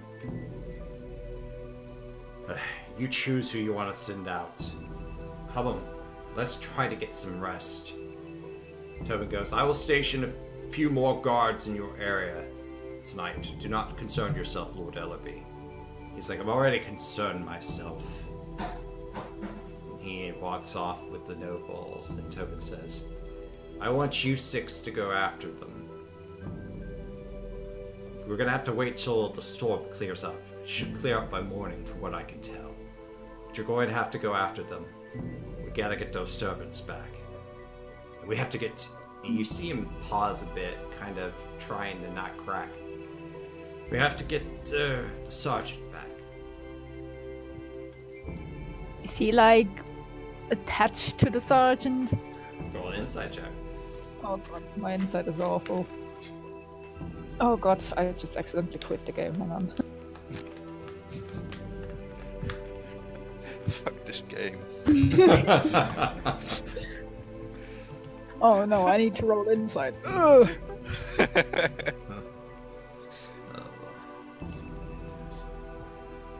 Insight. Haha, -1. Let's go. Oh wow, 15. Not bad. You can tell that he has a unique. Oops. Oh, go away. He has a unique fondness for Sergeant Krask. Okay. You can't Yeah, I tell guess- whether it goes further than that, but you can tell that he cares Yeah. about her. Okay. Well, I'm up for it. I want to save those who've been kidnapped. And I want to get Sergeant Krask back. Good. Then we'll set out in the morning. We'll find them. They're gonna wish they hadn't messed with us. And then Jaren kind of puts her hand to her face and messed up my face. And Dax goes, "If it helps you any, Geraldine, you aren't any less ugly than you were before." Cutting out again. Dax walks up to her and goes, "If it helps, Geraldine, you're not any less ugly than you were before." She kind of smacks him on the shoulder. She said, That's how you talk to a woman. They're clearly friends. Yeah. She goes, Oh. Otherwise, she would have stabbed him. Yes, otherwise she would have stabbed him. So, you guys, I suppose, turn in, try to get what little rest is left. You guys didn't get, Grimrez, you got I got stabbed. stabbed, but other than that, you should feel fine. And this is where we're going to take a 10-minute break, and we'll continue with the rest of the adventure. Okay. So we're We'll gonna do take a that. short rest, I assume? Before- Long rest, Yes. sorry. Yes, you'll get a long rest. Before the rest, I would say to Jelaine, if it really bothers you so much, I can do something about that. And I just cast Healing Word on her. Aww.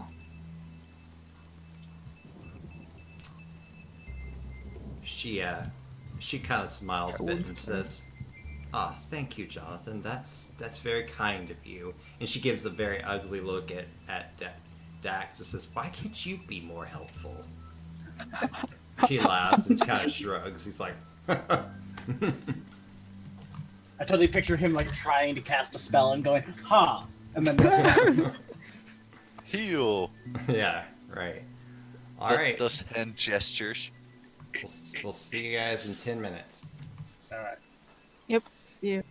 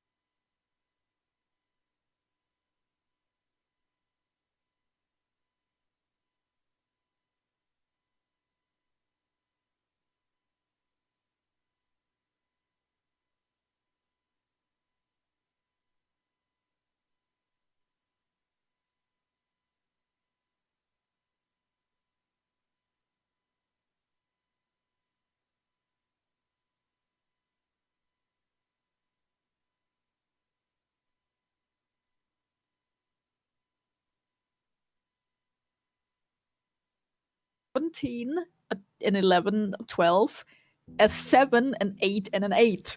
I was like, okay, Oh, Yeah. what do I do with this now?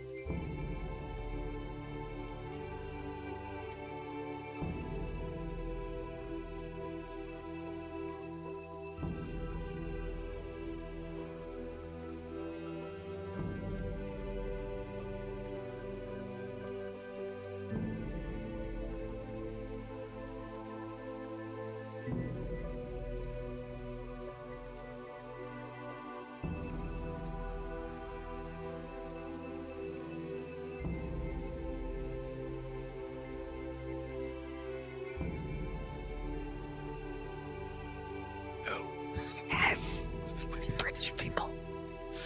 It would be like 6 degrees outside, and I'm walking Yeah, oh around my in my God. t-shirt. Yeah, winter coat, and scarf, and hat. No, well, maybe not a hat, but a scarf. I've literally had people from school asking me if I'm crazy, Yeah. if I'm cold. Like, nah, I'm pretty okay. And they don't even know me then. That's the funnier part. They're just from school, but I don't really know them. Yeah. I mean, it was pretty rainy yesterday too. So.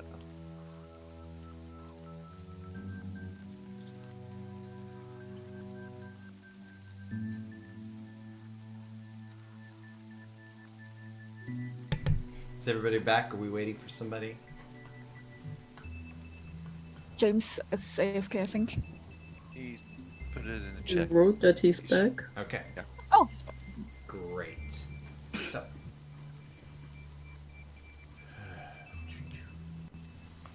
So you guys, you sleep through the night. As soon as the storm stops, the captain comes, finds you, gets you up. You guys take a quick ration to eat, and then you guys set out for the forest. I need people. Does anybody have proficiency in survival? For trekking? Mm-hmm. Survival is. Well, I could could use a spell on one of the ones we have captured if they're conscious again. That is Okay. the point. We That- could interrogate them. Yeah, you do have prisoners, Yeah. so Well, I would just cast suggestion on them, and tell one of them to lead us to their companions. okay. That might work. There. It's a bit long. So you have to make a wisdom save, Okay. and I'm casting it on that one. The guy who's not unconscious. The The drow. drow. Okay. Yep. Let's see. What is his wisdom? Okay. So that's a straight D20. Yep.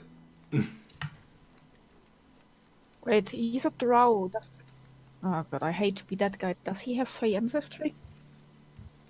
Oh yeah. Really? Yeah. Nope. Okay, he's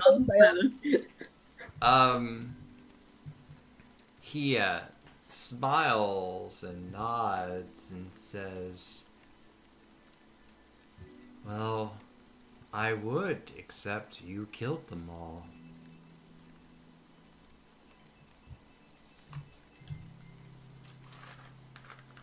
He just takes us to the pile of goo. Found him. I mean, they're still the ones who took the servants. He says, "Oh, we were hired by, you know, we were hired by it's like he was a drow, oppressive drow guy. We never saw where he came from, just hired us as a team. You killed my team."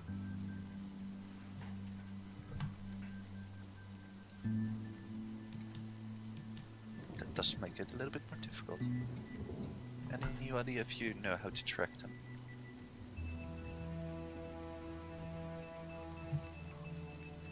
I asked to the group. Dax looks at Geraldine. Geraldine's like, "I'm an archer, not a scout."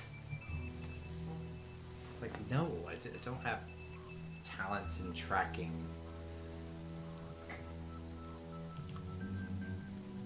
Nobody? Robin shakes her head. Nope, not my expertise. I blow things up.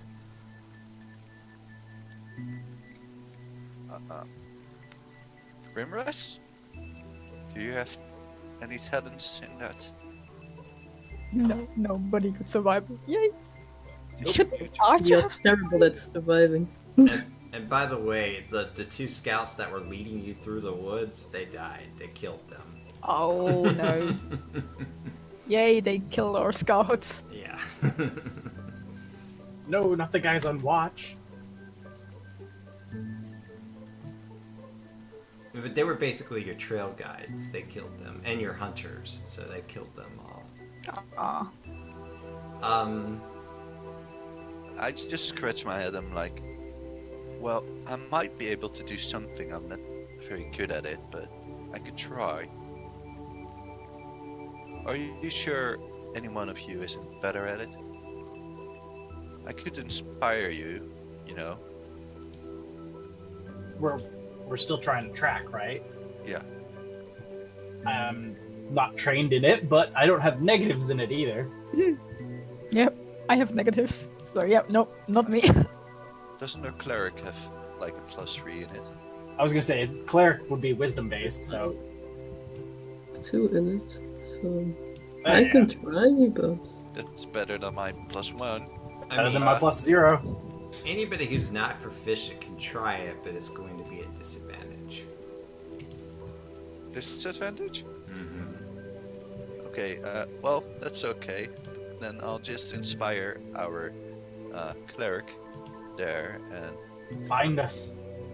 give it a go. Okay, I'll try.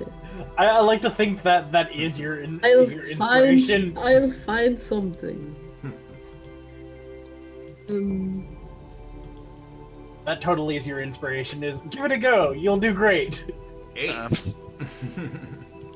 Well, no, actually, it's a 3. It's a Oh, It's a yeah, just it's three, three. it's Three. a one. Okay. What's your Well, let's try All right, now we go get lost. with the inspiration. Yeah. Oh, wow. So 4. You, Much better. Dare, you really don't want to navigate these woods. Okay, so Geraldine is gonna try. She's not a scout, but she will try. Nope. Somebody's gonna get better than us. Oh, nope. So they're just standing around, like, Oh. what do we Looking at do? trees. Okay, so you guys start to head off anyway, because you're not gonna just. Wow. You're not gonna do nothing. Wow, that is the. Wow. That is the unraveling of the universe right there in one roll. I had to try it just to see it. I'm like, what's the worst that could happen? Wow, polarity is there. So yeah, you guys are going to go out. I mean, there's no question about it. It just takes you a really long time. Like, you get to see that the sun has gone up over noon, and then you're starting to see like twilight hours before you finally arrive at what is essentially an abandoned camp. I'm gonna move you over here. But as you arrive, you notice that it's currently being picked over by some rather large wolves. So you guys are back here. It's being picked over by some large wolves. I need everybody to roll stealth checks. I'm good at that. Yeah. Okay, good. Well, actually, I'm not great at that, but I have Ramirez, a you're plus gone. dexterity. Where'd the orc go? 5. A 5. Lovely. Can I like step onto some really brittle branches and they go or something? Oops. Sure.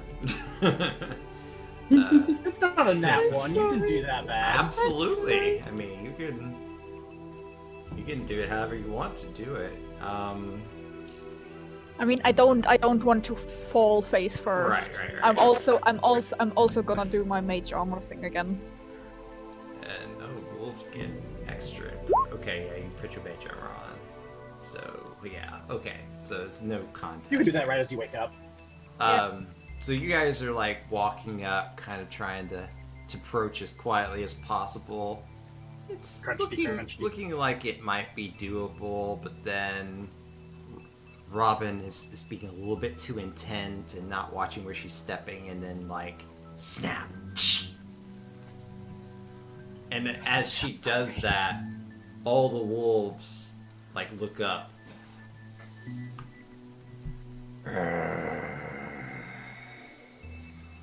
And there's a big wolf toward the back of the camp who also and then he Oh, I'm sorry. There goes that. I Charge. need everybody to roll initiative. Initiative, so I appear in the turn order. Yeah, you just gotta click your token. And then click 3. the button. 3. I mean, it's perfect. Yeah, you step on a twig and then you go, oh god, was that me? And like, oh god, oh wait, With my- wolf. Then I roll initiative, or Yeah. You click your token, and then you go to your sheet and click initiative. You see Dax wins. Oh! Yeah, you You're see still Dax. faster. Still better than me. Wow. You see Dax wince as you snap the twig. He goes, oh. Sorry. And Geraldine Luckily goes, enough, Grim is nowhere near you. And Geraldine goes, oh, Robin. No. Quick, animal handle the situation. Pretty doggy. Pretty doggy. Pretty doggy. You don't want to hurt us. Okay. See, I appeased the dog with my left arm. It will leave me alone now. Not as good as last time.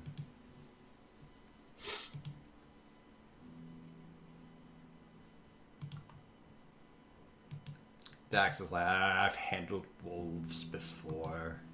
No big deal. His initiative's terrible, though. That is a big deal. They have lots of teeth for my necklace. Yeah. And for your thighs and ankles. Well, I gave him the Tooth Taker last name, so I'm making that part of his character of, I killed a wolf, take a tooth. Oh, so Ooh, a big that's one. why you were talking about his tooth earlier when you were wrestling with the other Yeah. guy.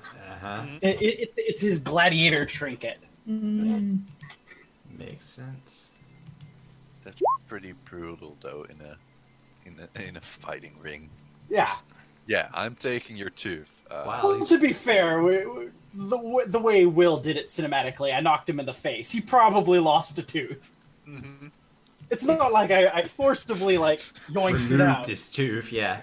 Jonathan, you end up going first in this contest. Welcome Go, to the Barb, doctor, Yank. Uh, I'm just gonna add Doctor to the front of my name.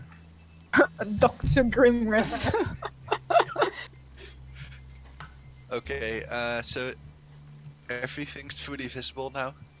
Oh yeah, everything's visible. This is daylight. They see us, we see them. Yes. Huzzah! Fortunately, I do not have a lot. Quick, Yeah. insult the wolves.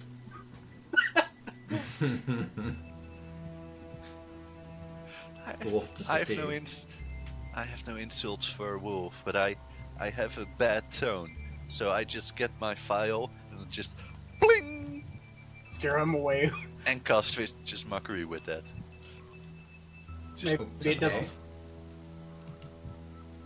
I'm Maybe trying- it has an ear for music. Who knows? Uh, Try to click the button, but oh, Jesus. That's the first one. It didn't appear. mock the wolf. All right. I think it just needs to be able to hear me, Yeah. not really understand. I believe you also Nope. take away its reaction if it fails the save. No, well, never mind. It makes it. Yeah. No, it has disadvantage on the next attack. But... Okay, that's my turn. Grimrez.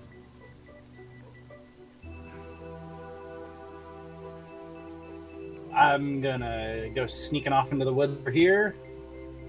Assuming I'm still stealthed and my position hasn't been completely given away. Yeah, you would probably still be considered stealth. The roll you made. Yeah. So I'll stay here and I'll prepare to attack a wolf if it comes within range of my trident. Okay. I assume they all rush towards the party, so I can jump out and go, So- ha ha. Yeah. That's yeah. How much?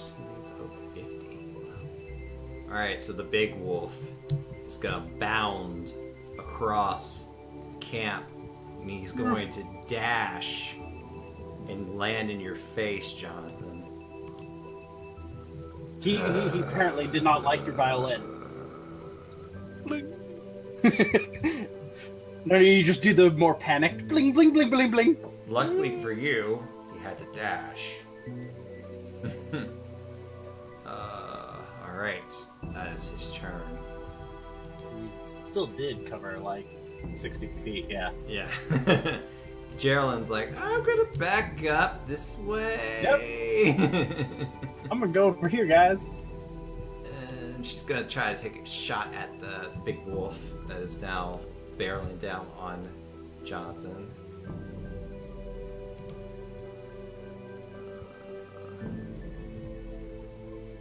Two longbow shots. Oh yeah. They both those hit. Yes, they do.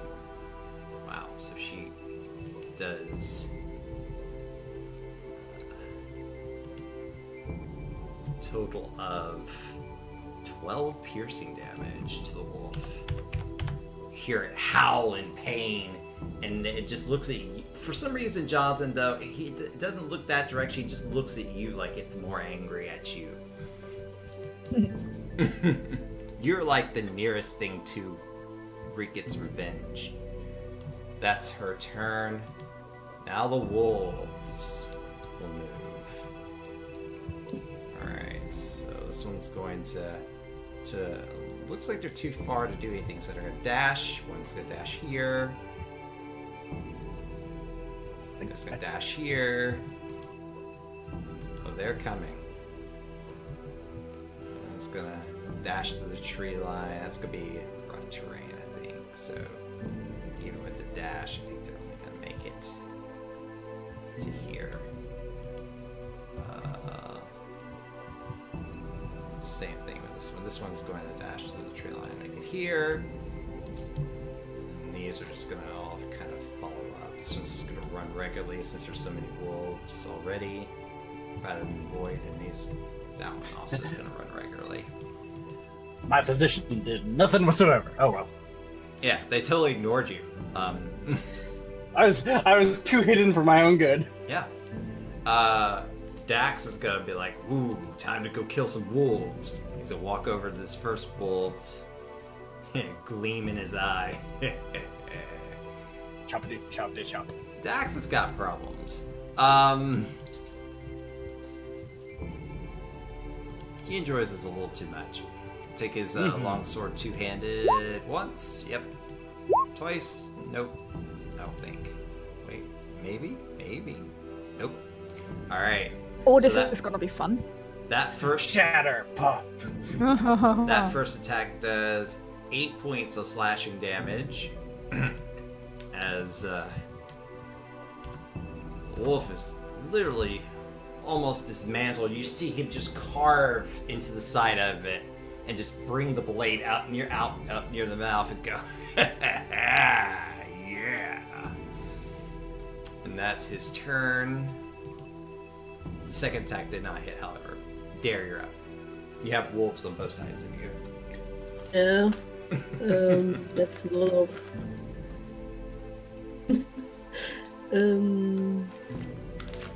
I would like to cast Bane, but how do I cast it? It's saving throw. Do I just? Which creature you want to cast Bane on? The big one. Level 2 slot, so I can cast it on 4 of them. So I Okay. cast it on the big one and the 3 that are Next nearest to you? to me. Okay. So, and it's a wisdom save for those? I have to. Where do I Whenever get? it fails, this is saving throw. Charisma. Charisma. Alright. Oh, that's good news for you.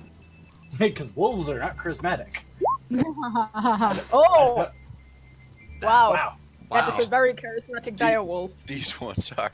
That wolf is, I assume that's the big one, though. that's the big Yeah, the one. direwolf. Just shakes its manes. Wow. Oh, wow. That one is 2. -2, though. Yeah. What's your Well, you got spell? that one. What's your spell DC? 12. 12? Oh, Alright, he so you makes got that the one. No, he makes the save. That Oh, one they made all sense. make the save. They all make the Wow. save. They all made the It's- save. Wow. It's just free A of bunch them, of so- charismatic wolves. That is crazy. That was lot. That was impressive. All right, so the wolves are not affected at all. You're kind of It happens. You're kind of disappointed. All right, that is your turn. Robin, you're up. Scared small child run away from wolves. Oh yes. All of these are gonna get shattered. You got her, Jonathan. Yeah. You're gonna shatter everybody. But hang on. I've got a hang on, can I post What are you, the this? invocation wizard? There.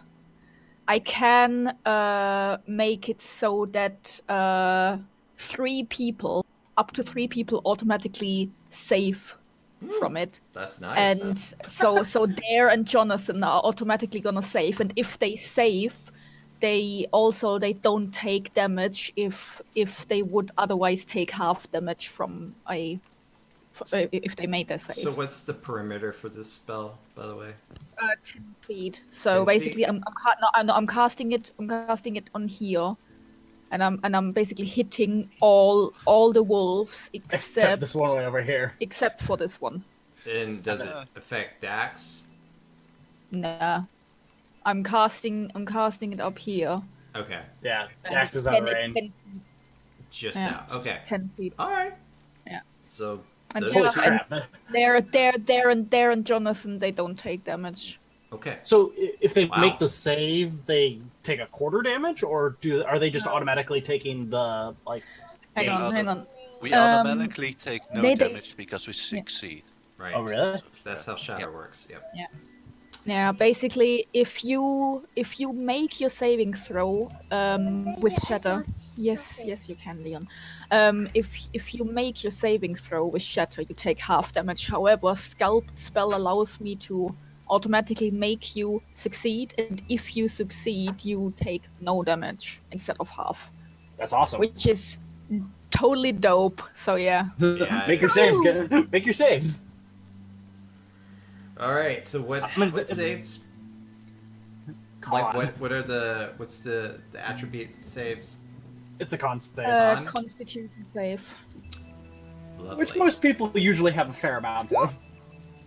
Nope, fail. Ouch. Direwolf explode.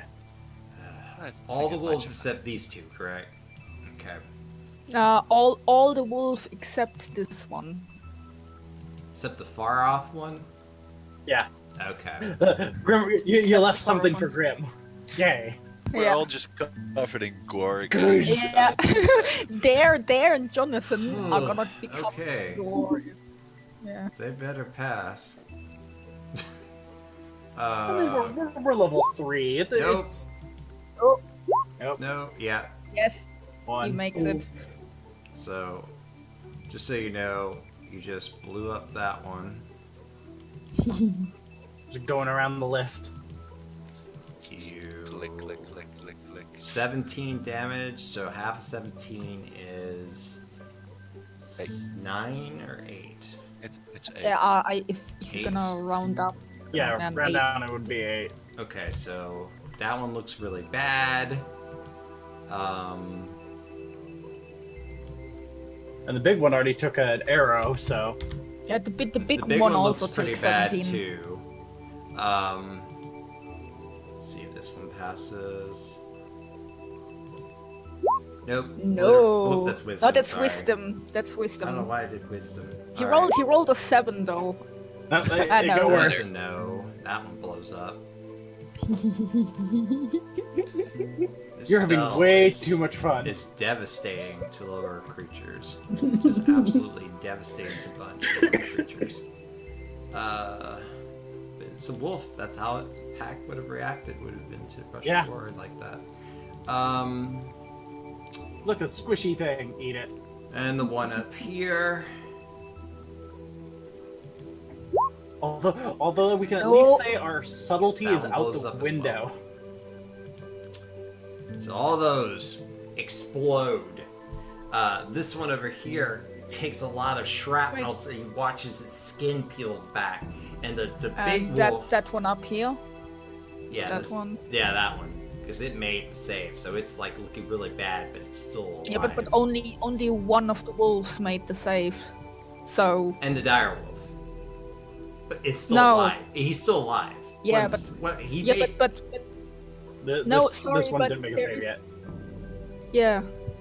The one in wolf front of should be Dax dead didn't- too then. If he Oh, didn't make the save. okay. Alright. Yeah, you're missing one of the little wolves. Sorry. He's dead. There we go. So Yep, there we those go. three Okay. blow up. And then, this one looks really bad, skin peeled back. The one that's hovering over Jonathan gets blown in the face, just mangled. You can start to see bits of bone as the force just goes And- across. Funnily enough, Bear and Jonathan are not affected, Yeah, and they you just hear you just hear a maniac little as Robin kind and of like you feel a steps little back. whoosh of wind pressure as just goes poof. Don't they still have to make a save to get 0 damage out of the half? No, No.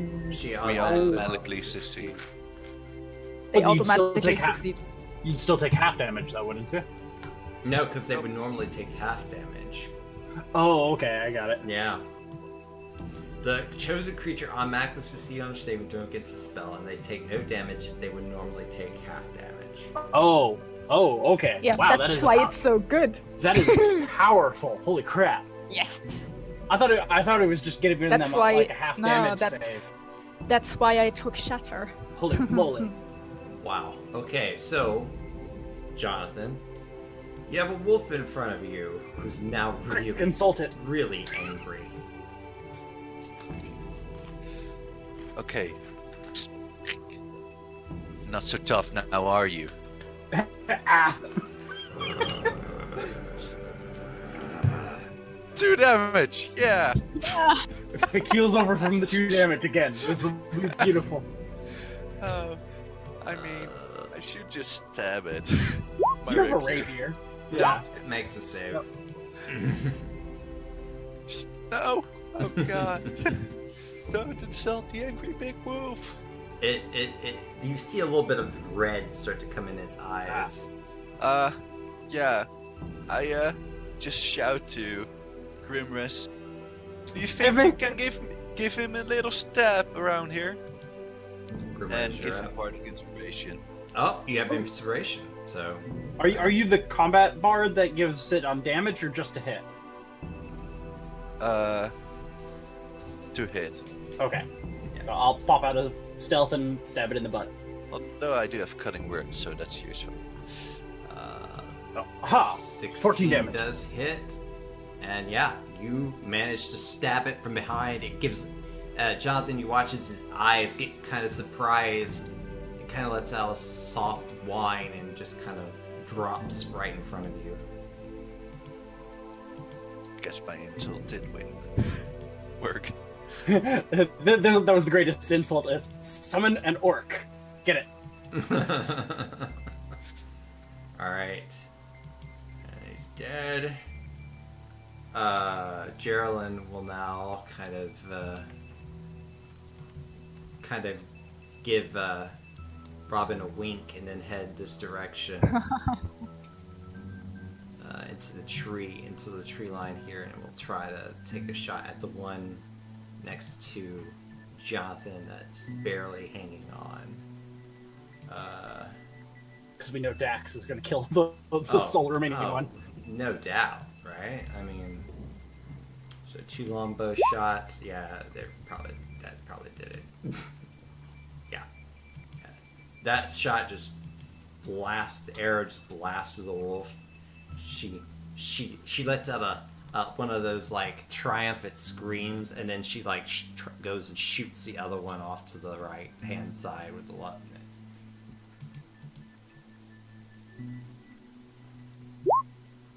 Yep.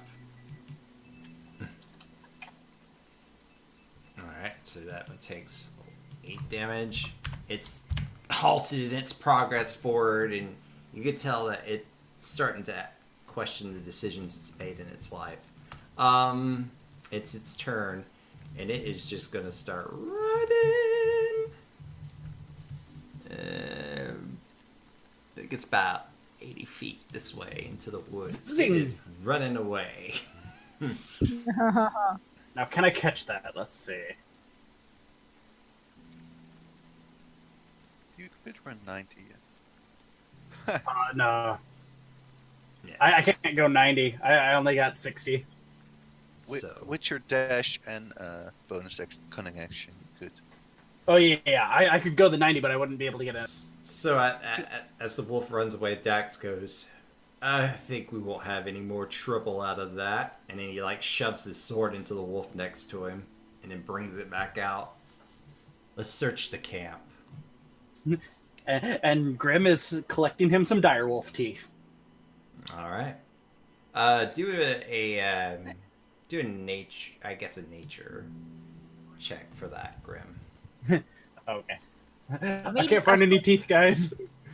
All right. Yeah. I'm gonna come yeah, go get some. come out of the bushes. Yeah. And like, so the wolf is gone. Can I not shoot him anymore? Aw. Don't worry about it. We got more important things to do than worry about a stray wolf. Yeah, that's true.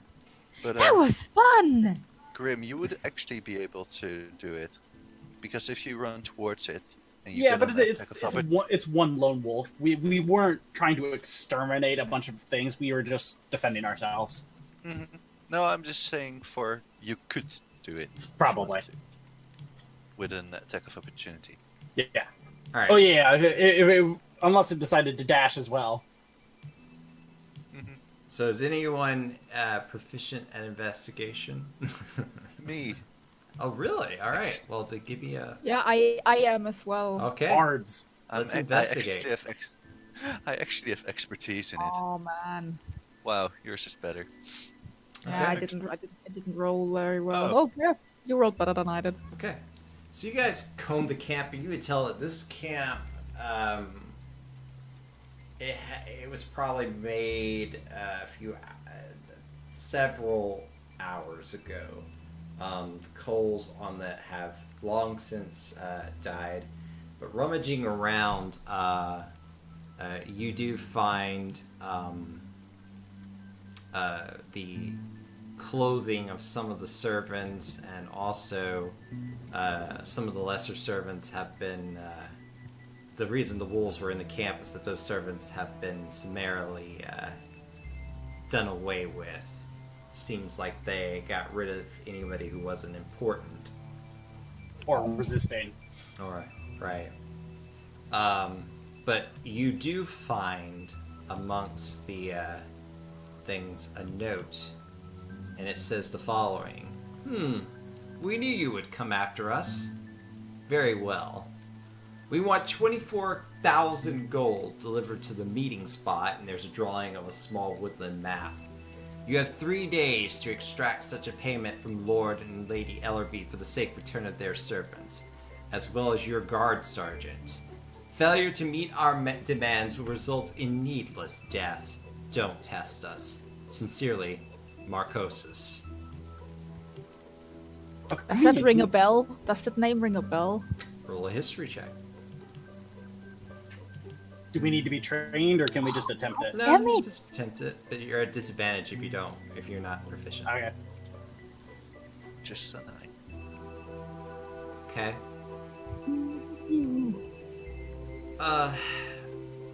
So far, you guys are just kind of grasping at straws. Like, it doesn't sound familiar.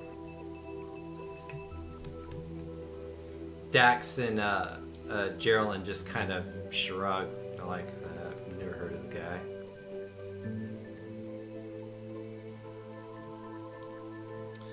I suppose Yeah. we should go tell Lord and Lady Ellerby.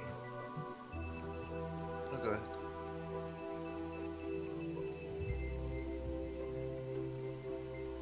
I think he's got out.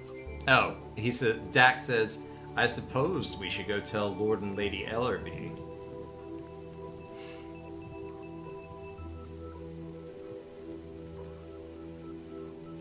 Unless they want to try to track. Yeah. Honestly, do you believe they're gonna pay the ransom? And I like lift an eyebrow as if to say, like, yeah, no. They barely wanted to send us out after them, let alone pay 24,000. I mean, even the king might be worth less than that. Probably. It's an We're- insane amount of gold. We're better off just using this information and trying to rescue them ourselves. And I might not expect it if we go now. Can I just say that I don't think we should go to this meeting site? That's I smell a rat, Geraldine says. If we're gonna go find them, I think we should try to find them. Yeah, I agree. Let's find them. Well, how are we gonna do that if we can't track anybody? We can track them. We can try to track them. You have the inspiration. I also, still have the while- inspiration for battle. While we were searching the camp, can we, like, say that we took like a short rest or something? Sure. Is I really want to get my spell slot back. Sure. Yes. Yes. I'm getting my spell slot back. Woo! You do have a time to take a short rest. I need people who. I'm only going to take 3 people, but I need 3 people to try to give me survival checks. Try to find the Well, trail. I have -1, so I'm not going to roll. Lovely. Makes it an easy choice. The 3 of us. I'll try. I mean, Geraldine might have tracking, so I might jump out of that and let her roll as well. Okay. Geraldine. I assume, like we'll talk to Geraldine. Geraldine, you're a ranger elf of the forest. Can you track? She's like, I'm an archer. I lived in the city. I don't track things. I'm not a hunter. That's what we had Alond and Isolde for. All right, it was worth asking. Grim will throw his hat in the ring to try and track then. I mean, we could still try to convince her. I mean, she's pretty perceptive, isn't she? True. Maybe she could try her skills at finding tracks like that. I'll give it a shot. Okay. I just pat her on the shoulder. You can do it. And give her a bardic inspiration too. Okay. Aw. So at disadvantage. Well, she can- Oh. Oh, God. So a D6. Yep. She had a 6. She looks around the camp. It takes a little bit of time. She says, well, that might be a trail there that goes off in the direction to the east. And that might be a trail there that goes off in the direction to the west. You know, I can't tell which one, if either of them are the right trail. This is frustrating. And she goes, But she found us 2 trails. Can we now that she's found us trails? Can we like hone in and like specifically like focus on those trails? well, Dax Maybe tells there's you more. basically, well, we've got a left trail and a right trail. It looks like of some sort, and he's like, I don't know how well. I can't tell anything else about it. It just seems to be like an opening here and an opening there, but that's very Yeah. little to go on. So, I guess we gotta pick one. Can we investigate both trails and like look for footprints versus paw prints, or just wing it? Yeah, the survival checks help with that. Okay. Part of it, yeah. All right. So, Grim, you can do it. oh, am I rolling? Yeah, I thought I wasn't part of this mess. plus the d6. Right. Yeah. Thank you very much. Roll 1d6. Wow, we've got Ah, a 10. Okay, I it's mean- in. It's not a 4. Hmm? The ones we rolled before Okay, so with the 10, Go, with the archer. go stiff me some dirt prints. with the 10, you're able to determine that the one on the right has more footprints, but the one on the left also has footprints. But the one on the right has more. The one on the right has more. Yes. Well, more footprints probably means that the one trail with the less footprints is probably the way they came from, and the other one with the more footprints is with the servants and stuff they going back probably. That could just as be reversed, because we did kill 4 or 5. How many did we kill? At least 8 of them in the camp. So they could be leaving. How many servants were abducted? Did we get a number on that? Or just all the NPCs in our camp? Pretty much. I mean. All right, so there were the a bunch of more dead people it guards, is. But yeah. But More- didn't less important ones get killed off? Yeah, some of the you see about a lot of the ones that you saw in camp. A lot of their bodies are here at this abandoned camp here. You don't see Durgan or Grelda or Tophinius. Tophinius's corpse is not there either. And we searched the tent. Or the That's sergeant. where we Sergeant's not there either. But yeah, found- you And the tent searched- is where we found the note. Yeah, that's where you found the bodies. Yeah, Strange and the that notes. they Yeah, and the notes. Yeah. All right, so it must be. We'll take the right trail. It's got more footprints. Okay. Or that's Grimm's addition to the situation. I mean, if they came with more and they left with less, then you would be looking at the trail with the less food.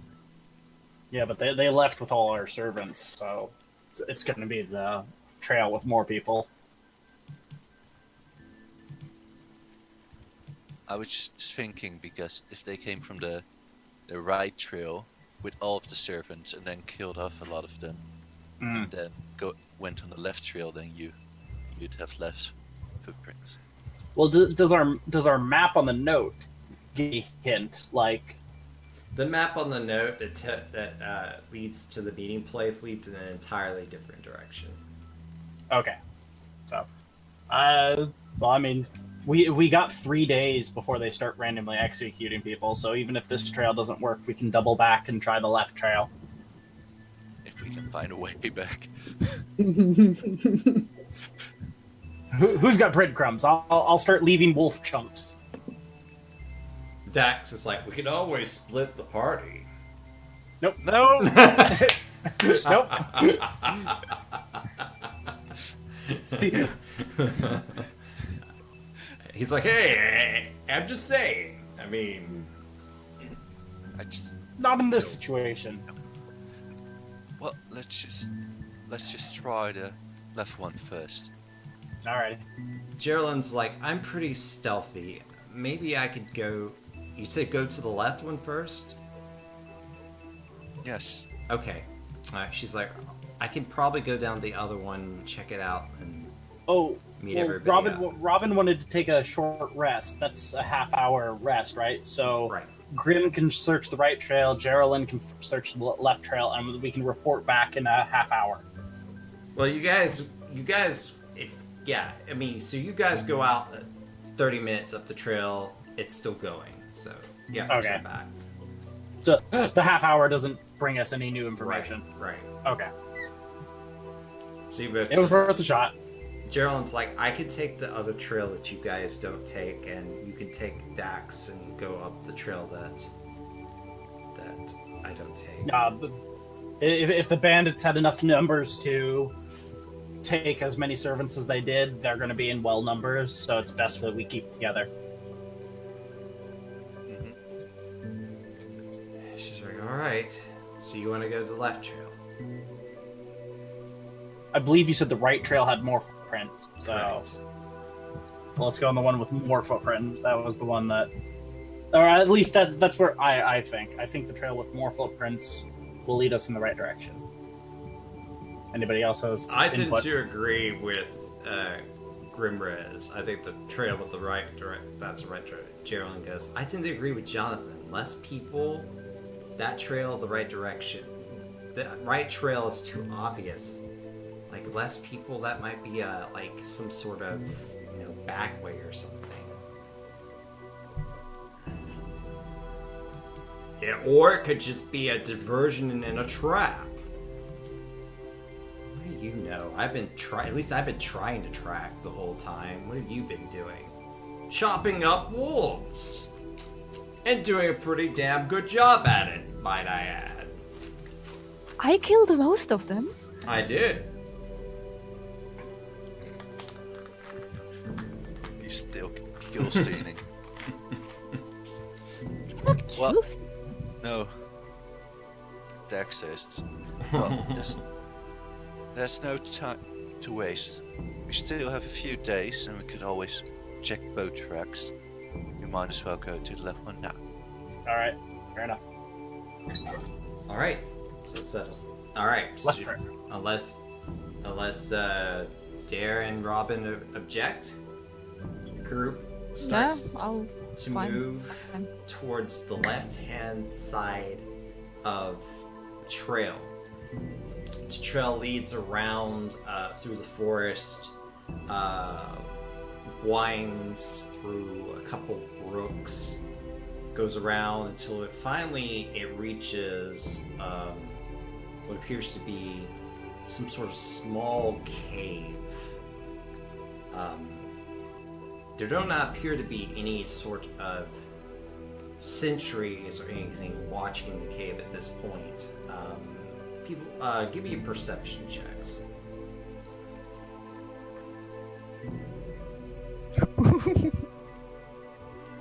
Well, I assume everybody was making it. So. Wow. But we're doing well with astounding accuracy to the same spot, like 9, 8, 10. Yeah. Okay. Hang on. Let me try just to be funny. Roll an 11. Oh, I did. Oh, nice. All right. So I'm paying attention. I was gonna roll for the others if you guys. Okay. So, Robin, you look around. You're looking for any sort of sign of life, other than wildlife here and there. You don't see anything. The cave entrance. You do notice just that there are footprints that go inside the cave.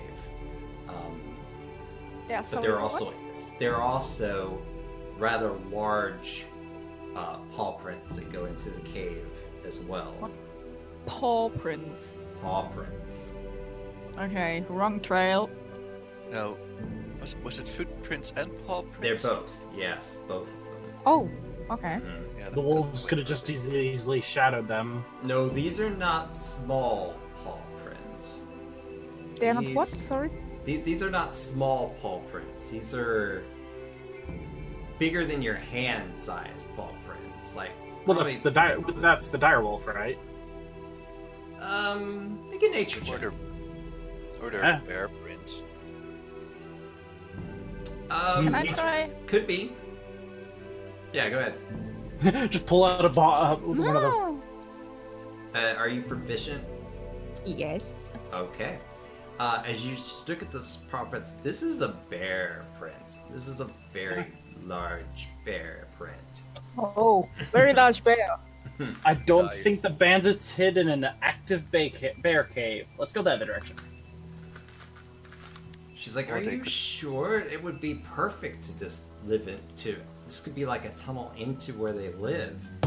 True. Bears come in and out all the time, but they normally stay in their dens unless they're hungry. And then they I go guess the out question wild. is, what time of year is it? Would a bear be hibernating at this time, or No, it's not cold. okay? Yeah, it's not cold. It's probably late spring. Grim will offer to sneak into the cave and see if he can figure out any more. Okay. I don't know.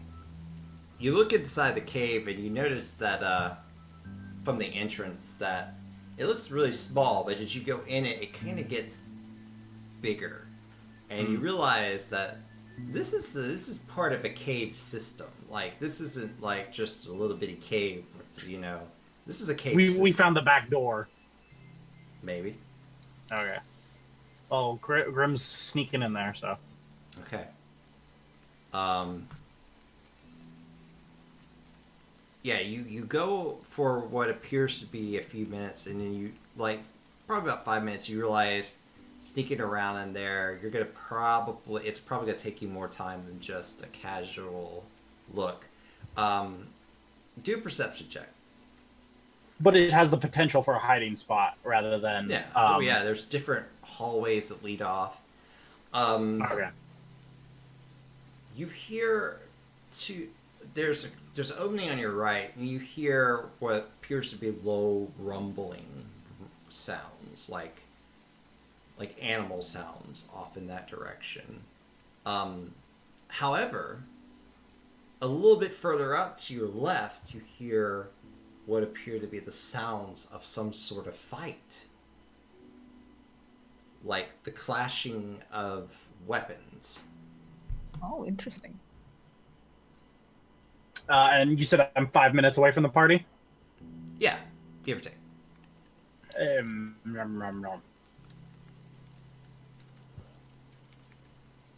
I'll double back and wave everybody in. Come on. Okay. I think I found it. But I'll do like the fast run. So I'm not trying to be stealthy, but I'm trying to move swiftly. Okay. And then I'll lead us back into the cave and go towards the fighting rather than away towards the bear. Okay. Let me get this ready a second. All right. This might take 2 sessions, guys. I apologize. You never know. We can run late unless you have some. I unfortunately do have somewhere I have to go. Gotcha. We're But, just that bad at tracking. I'm going to at least give you a little bit of an idea of what you're walking into.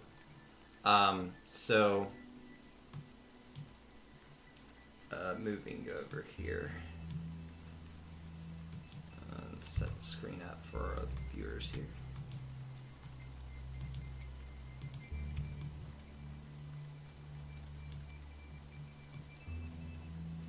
There we go.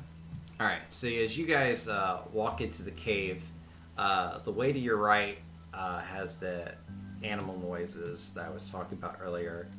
The way to your left, and don't really pay attention to distances in this part until like you get into a room. Halls or halls. A little bit further up to your left, that's where you hear the sound of fighting. So yeah, I'll wave everybody forward and I'll continue. Like I'll do the swift run back, grab everybody, and swift run back. So, what was your stealth? 17. Okay. Yeah. Once I get to where I haven't explored, I'll drop back into stealth. Okay. Or try. Or fall on my face. So you sneak up on the current conflict that is occurring over in this area. There seems to be some sort of makeshift camp. It smells horrible. And right now, let's see, are these? Can you see the things out in the open? I see the sleeping bags and stuff, but nothing else. So, I guess these are not. Maybe they're on the wrong layer. Yeah, I'm trying to figure out what layer they're on. It's Probably not- DM layer. Yeah, you would think. Oh, I know why. Sorry. I've got my reveal tool. It doesn't like to Yeah. work with my reveal tool. So you see what is a battle between 4 drow and several kobolds. They are like Ooh. in the midst of a serious combat situation. There's a particularly armored kobold at the bit of line. You can hear like this raspy, lizardy type language that it keeps speaking out to the other kobolds who are these 2 kobolds Are they speaking here. Draconic? Yes, these 2 I kobolds. I speak Draconic. Okay, yeah, he's basically. But you're not there at this point. But these two Grimraz are two flying kobolds. What do you can Okay. tell? They are flying around, and they are engaging these drow in the middle of a battle combat. You said once we got into the cave opened up, so I assume it's like 30-foot high ceilings kind of thing? Yeah, I mean, like, it's, 25, 30 feet high ceilings. Okay. That sort of thing. Especially when you get into the room. Does the campsite look like it would have been operated by humans, or is this just... This looks kind of dingy for a humanoid a normal humanoid campsite. This looks like it would be more like what the kobolds would live in. Alright, and these are the only two paths. This way, and then back the other way. No. Animal. There's, the tunnel continues further on that way. It continues that way? I'll bounce back and report back to the group and be like, hey, there's kobolds and drow fighting that way. I don't think the bandits would have gone that way. And I think there's a bear that way. So... Well, weren't the bandits sent by a drow? They had some drow companions. I don't know if they were sent by them. If they survive, we could always just question. We can interrogate the winners. Yes. Or at least, hopefully, a drow survives. There's Or only quick enough. It's only a handful of And kobolds. If we wanted to throw our weight into the situation, we could, or we can advance further into the cave and see what else we can discover.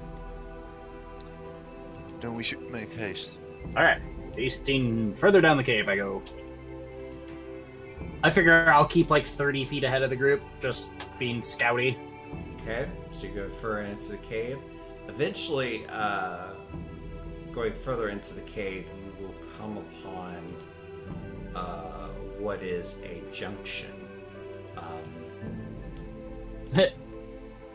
There is a one direction that leads pretty much in every direction you want to go. Further on, to the left and right. I'll pause and listen. Do I hear any noises or anything? Make another perception check.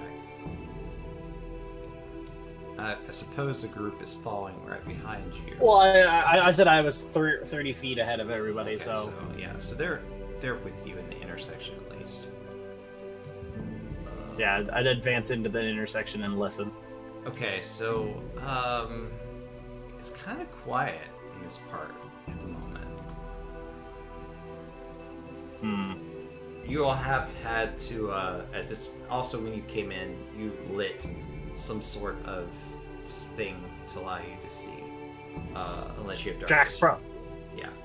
Dax probably had the hooded lantern for Yeah, you everybody guys else. have picked up some hooded lanterns from camp, so you all have lanterns. So, unless you're dark vision, so I'm you would be dark very vision, which is visible. flat down. Yeah, if you're very visible with lanterns. Yeah, so I assume that would have connected back to the animal that I heard earlier. Is this cave as small as it looks, or? It does look like there's a part of it that's smaller in the opening, but it's not that much smaller than the rest of them. It just looks like that on the map. All right, so I'll turn to the party and be like, either of these two directions where we want to go.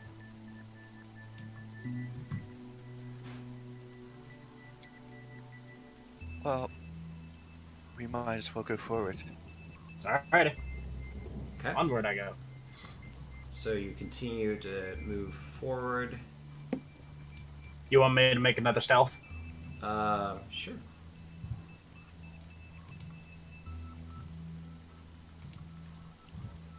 You move forward. This hallway seems to last a while. Eventually, you come to what appears to be some sort of trap door. However, there's a very sturdy lock on it. I'll wave everybody forward, Okay. and it's just a trapdoor into a floor. It's not like a hidden building or anything. No, it's some sort of trap door. I'll point out the trapdoor to everybody and be like, "That's got a pretty solid lock. I can try to open it, but if you guys have magic that will open it, that might go faster." She's like, nope. Nope. I can blow the lock open, but it's gonna be loud. Let's hold that. Let's not. I'll do advance that. on. If nobody else has got anything, I'll advance on the trapdoor and try and open it myself. All right. Yeah, no. Arr, arr, arr, arr. I insult the lock. Explodes. You're fat. I'll grumble and try again. If it lets me. Or You can try 2 more times. alright. Nope. Alright. Use my inspiration. Oh no, did you give me another one or? Yeah. Okay, I'll use the inspiration for the second one there. You need to roll a 5 or 6, you know? Yeah. Oh! Thank you, Okay, thank you for 21. jinxing that. 21! Wow. Hey, did I get it? So this lock is really good lock. You I'm gonna keep this kind lock of- as a souvenir. You kind of sweat a bit as you're trying to unlock it, but eventually you do, with the 21, manage to click the mechanism just right to open the lock. Alright.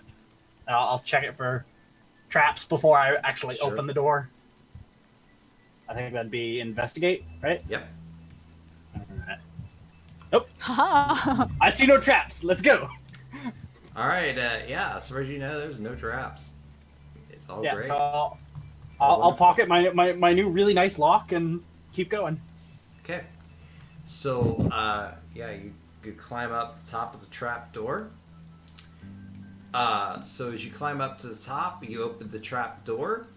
You're immediately greeted by the warm light of what appears to be some sort of mess hall.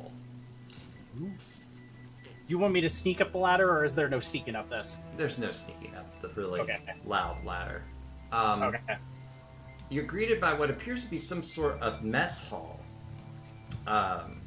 You're fortunate, it seems, because it doesn't appear that at this point there's a lot of people in there. However, as you Somebody is. open the trap door, everybody at the table looks. There's about 4 people in there at the time right now. They look up at you, and immediately they have this look of confusion on their face. You see, I do look like a roguey guy. Maybe I fit in. I'm the new guy. There's a jackal-looking creature. Two rather large, muscled thugs, and a slender elf-like figure, and they all look at you. They give you a quizzical look, and then they begin to jump up and grab their weapons. Darn, I was gonna try and bluff and be like, "Hey, I'm Well, the new guy. do it. I sign up." Do it!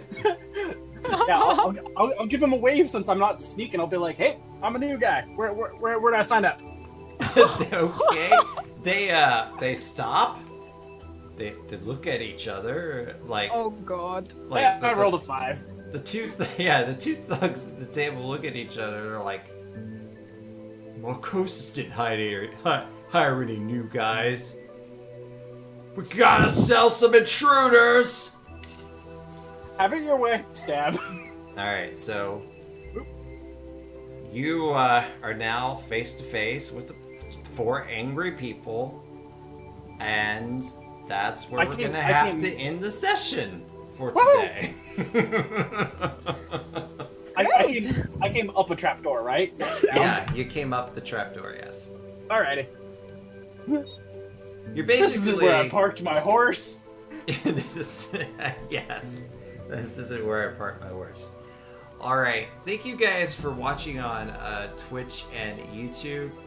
Thank our 2 applicants for playing today. They'll be back, I guess, hopefully next week, and that'll give me another week to try to finish up the story arc for. This was a fun one. Yeah, so This hopefully was interesting. we'll see what happens next, and we'll see you next Wednesday. Thanks, guys.